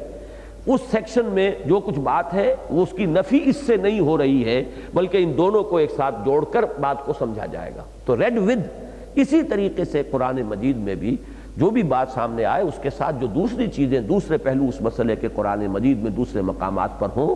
ان کو ان کے ساتھ پڑھا جانا چاہیے، they should be read with them۔ اس درجے تک تو بات صحیح ہوگی، لیکن اس آیت کا اس مقام پر جو زور ہے اس کو اس سے نفی نہیں کر دینی چاہیے اس کی، کہ اصل زور اسی بات پر ہے الیس للانسان الا ما سعی،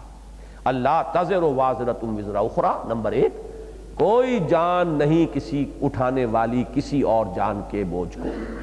اپنا اپنا بوجھ اٹھانا پڑے گا، اپنی اپنی گٹھڑی اٹھانی پڑے گی، اپنے اعمال کی جواب دہی خود کرنی ہوگی، اپنا حساب خود فیس کرنا ہوگا، اپنی اکاؤنٹیبلٹی خود فیس کرنی ہوگی۔ یہ تو ایک بات ہے، کوئی کسی کا بوجھ وہاں نہیں اٹھائے گا۔ ایک بات ان لیس للانسان الا ما سعی، اصلاً انسان کے لیے وہی کچھ ہے جس کے لیے اس نے محنت کی۔ اب اس میں مثلا صدقہ جاریہ کا تصور جو ہے وہ اس کے ساتھ جڑ جاتا ہے۔ صدقہ جاریہ میں سب سے بڑی شے کیا ہے؟ آپ نے کوئی خیر کا کام کیا جس کا سلسلہ چل رہا ہے تو وہ تو آپ کی صحیح ہے، آپ نے خیر کا کوئی کام شروع کیا جس سے اب استفادہ ہو رہا ہے خلق کو آپ کے مرنے کے بعد بھی، تو وہ آپ کی صحیح ہے، اس کی تو نفی نہیں ہوئی۔ آپ نے اپنی اولاد کی تربیت اچھی کی، صدقہ جاریہ سب سے بڑا صدقہ جاریہ نیک اولاد ہے، تو یہ آپ کی تربیت ہے نا جس کا کہ آپ کو ایک اثر جو ہے اور ایک اس کا کریڈٹ جو ہے مسلسل ملتا چلا جا رہا ہے۔ لیکن اس کے علاوہ استغفار ہے، یا یہ کہ کوئی چیز بہت مختلف احادیث سے ثابت ہوتا ہے۔ ایک صحابی جو ہے وہ آتے ہیں کہ میرے والد پر حج فرض ہو گیا ہے، یعنی اتنے پیسے اب ان کے پاس ہیں کہ حج فرض ہو گیا، اس سے پہلے نہیں تھے، لیکن وہ اب اس درجے ضعیف ہیں کہ وہ تو سواری کی پیٹھ پر بیٹھ بھی نہیں سکتے، تو حضور نے فرمایا تم ان کی جگہ پر حج کر دو۔ تو اب یہ ان کی صحیح تو نہ ہوئی لیکن یہ کہ ان کا حج شمار ہو جائے گا۔ تو حج بدل کا معاملہ اگر وہ ثابت ہے تو اس کو ان تمام چیزوں کی نفی نہ کیجیے، لیکن اس آیت کا جو زور ہے اس کو بھی مت توڑیے۔ ان دونوں کو میں نے آج کے درس میں آپ کو متعدد چیزیں ایسی بتائی ہیں کہ دو انتہاؤں کے مابین اپنے موقف کو قائم نہیں رکھیں گے تو مغالطے ہو جائیں گے۔ ان دونوں کے مابین رکھنا ہے، نہ یہ ہو کہ اپنی اصلاح میں اتنا غلو ہو جائے کہ تواصب الحق اور تواصب الصبر اور اقامت دین اور دعوت و تبلیغ اس سے انسان جو ہے محروم ہو جائے، نہ یہ ہو کہ دوسروں ہی کو ریوڑیاں بانٹتا رہے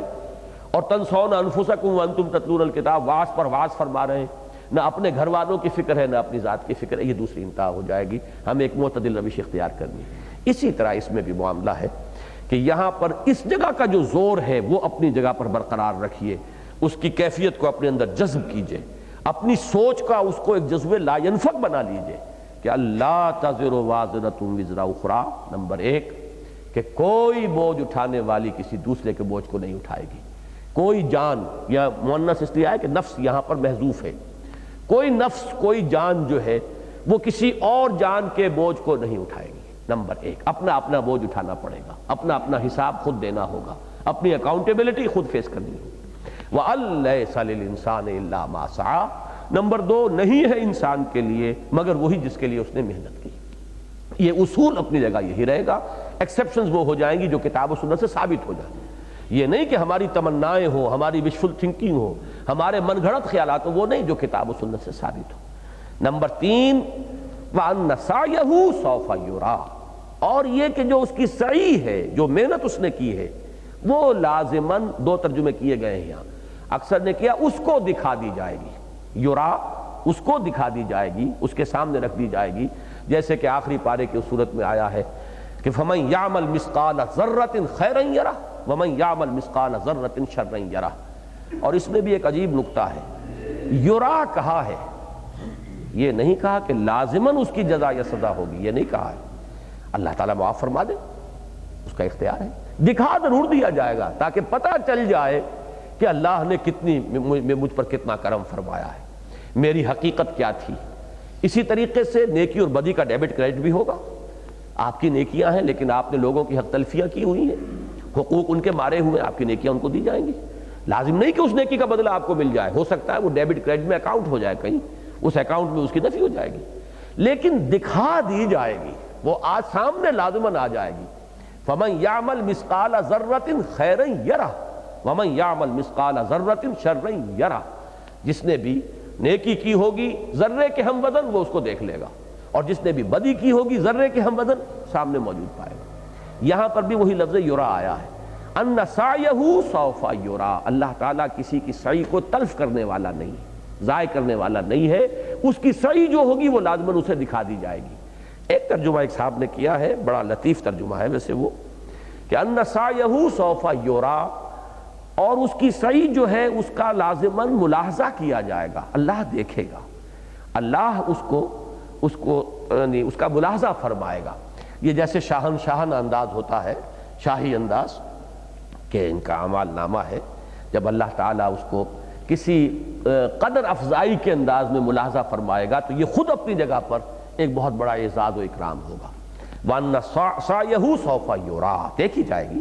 اس کی، یعنی نگلیکٹ نہیں کی جائے گی، اس کی کسی نیکی، اس کی کسی سعی کو جو ہے وہ نظر انداز نہیں کیا جائے گا. یہ مطلب اس کی جو اس کی کمائی جو ہے وہ دیکھی جائے گی، اس کا حساب کیا جائے گا. وَأَنَّ سَعْيَهُ سَوْفَ يُرَىٰ، بس مراد میں کوئی فرق واقع نہیں ہوتا. اصل میں تو نفی کی جا رہی ہے اس کی کہ وشفل تھنکنگ نہ ہو، اصل جو ہے وہ عمل پر اور محنت پر اور جد و جہد کے اوپر معاملہ ہوگا، اور کسی کا عمل جو ہے وہ ضائع ہونے والا نہیں. ثُمَّ يُجْزَاهُ الْجَزَاءَ الْأَوْفَىٰ، اور پھر اس کو بدلہ دیا جائے گا، بھرپور بدلہ. اوفا یہاں پر افعل التفضیل کے وزن پر آیا ہے کہ وفا سے یہ اوفا، انتہائی پورا مکمل اس کو بدلہ جو ہے وہ دے دیا جائے. بدلے میں جیسا کہ میں عرض کر چکا ہوں ڈیبٹ کریڈٹ بھی شامل ہوگا،